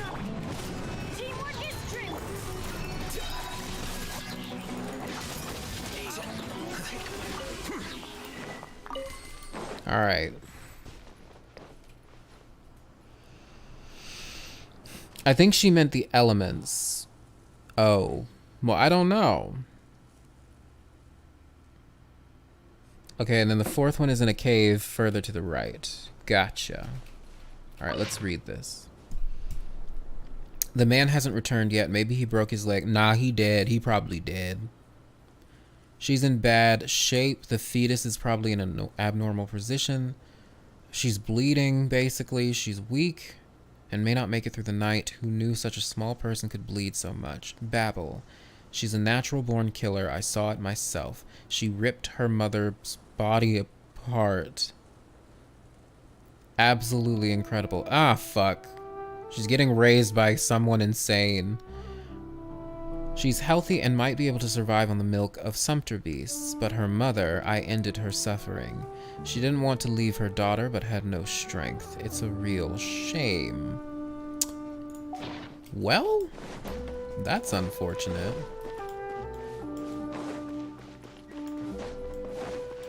So Babel's mother died. Her father never came back. He went out to go get milk and never returned. That's unfortunate. Typical.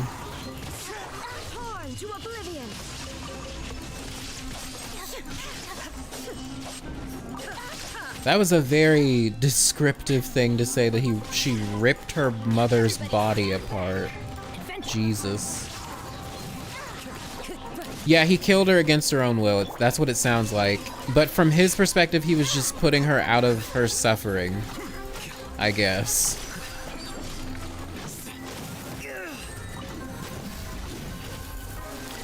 It does not state that she needs a vision to use magic. She uses her vision to understand the elements better. But I was like, there's like a part of her story that talks about her trying to use magic before she gets a vision and she's incapable of doing so.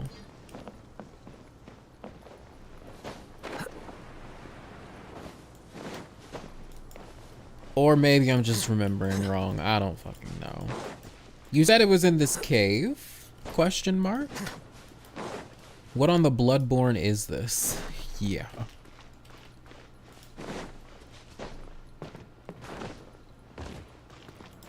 Wait. But where in the cave? Is this the cave of which you speak?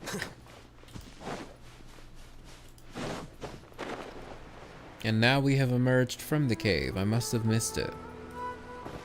It is not on her story profile. Maybe it might have been a cutscene. Oh, here it is. Wait, hold that thought for a second. I found the man in the middle of a sandstorm. His clothes were ragged and he was in poor condition. I doubt he'll be able to pay my commission. Wow, that's kind of horrible of you. I told him he could either pay up or use his daughter to repay his debt. Regrettably, we failed to come to an agreement. At least the two of them are together again in the end. As for little Babel, if she can survive growing up and pass the trials of the Tanit, she will likely become a mighty falcon. Wait a minute! Is this dude Mythara?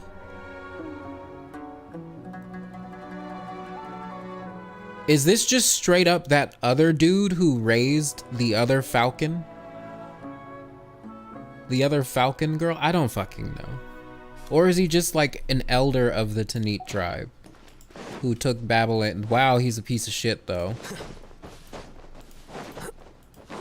He's a piece of shit, though. Yeah, I hope he gets to die, because he needs to die.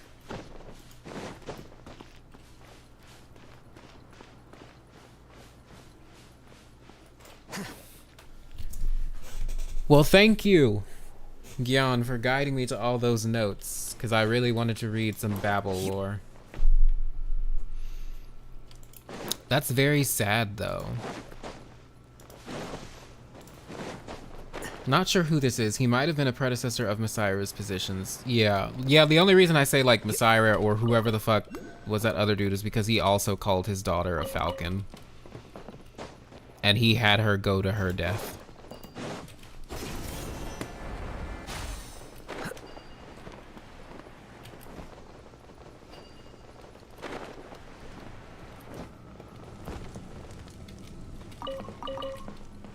Okay, it definitely wasn't up here. It was probably on the mountain thing. Hello, Jellywish. Jellywishy. How you doing? Hello, BG. Yeah, I can't believe I'm just live. I mean, I can't believe I'm live still. How many hours has it been? We might end the stream really soon here. I think we had enough brain rot for one day. And enough confusion as well.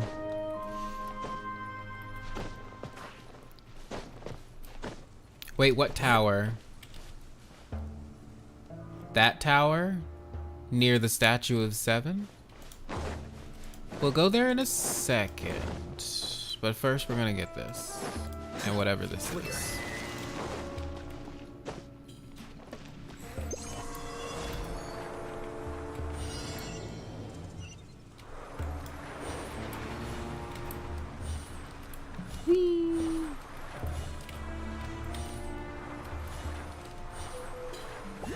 Alright.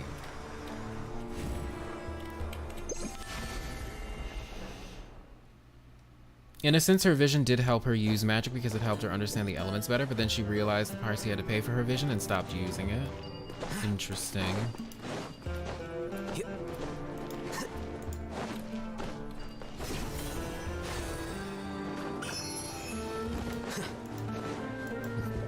Alright, let me go to the tower that you were talking about, April.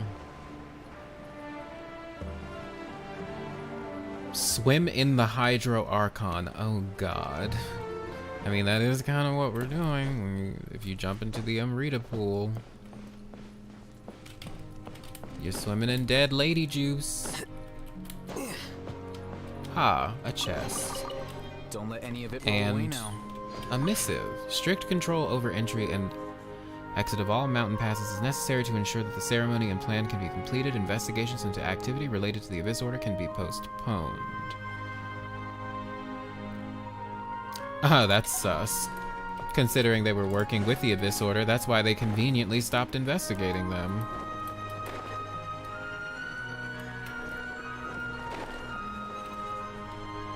Okay, y'all. I'm hungry. I haven't eaten today, so I need to go eat. And yeah, I'm glad y'all joined for this very, very brain rotty stream. We did a lot. We got to watch a Way video, which he did a great job on. We got visits from Ashikai and Roosevelt and Pixie Bob. We had all these lovely people here. So thank you so much for joining and listening to me ramble for however long it's been. And I will see you guys next time. We got a video coming on Friday. I hope you guys are excited for the next Sun and Moon.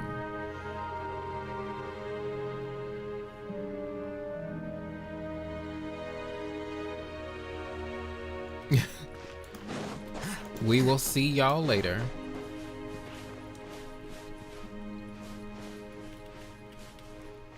Goodbye. Bye, bye, bye, bye, bye, bye.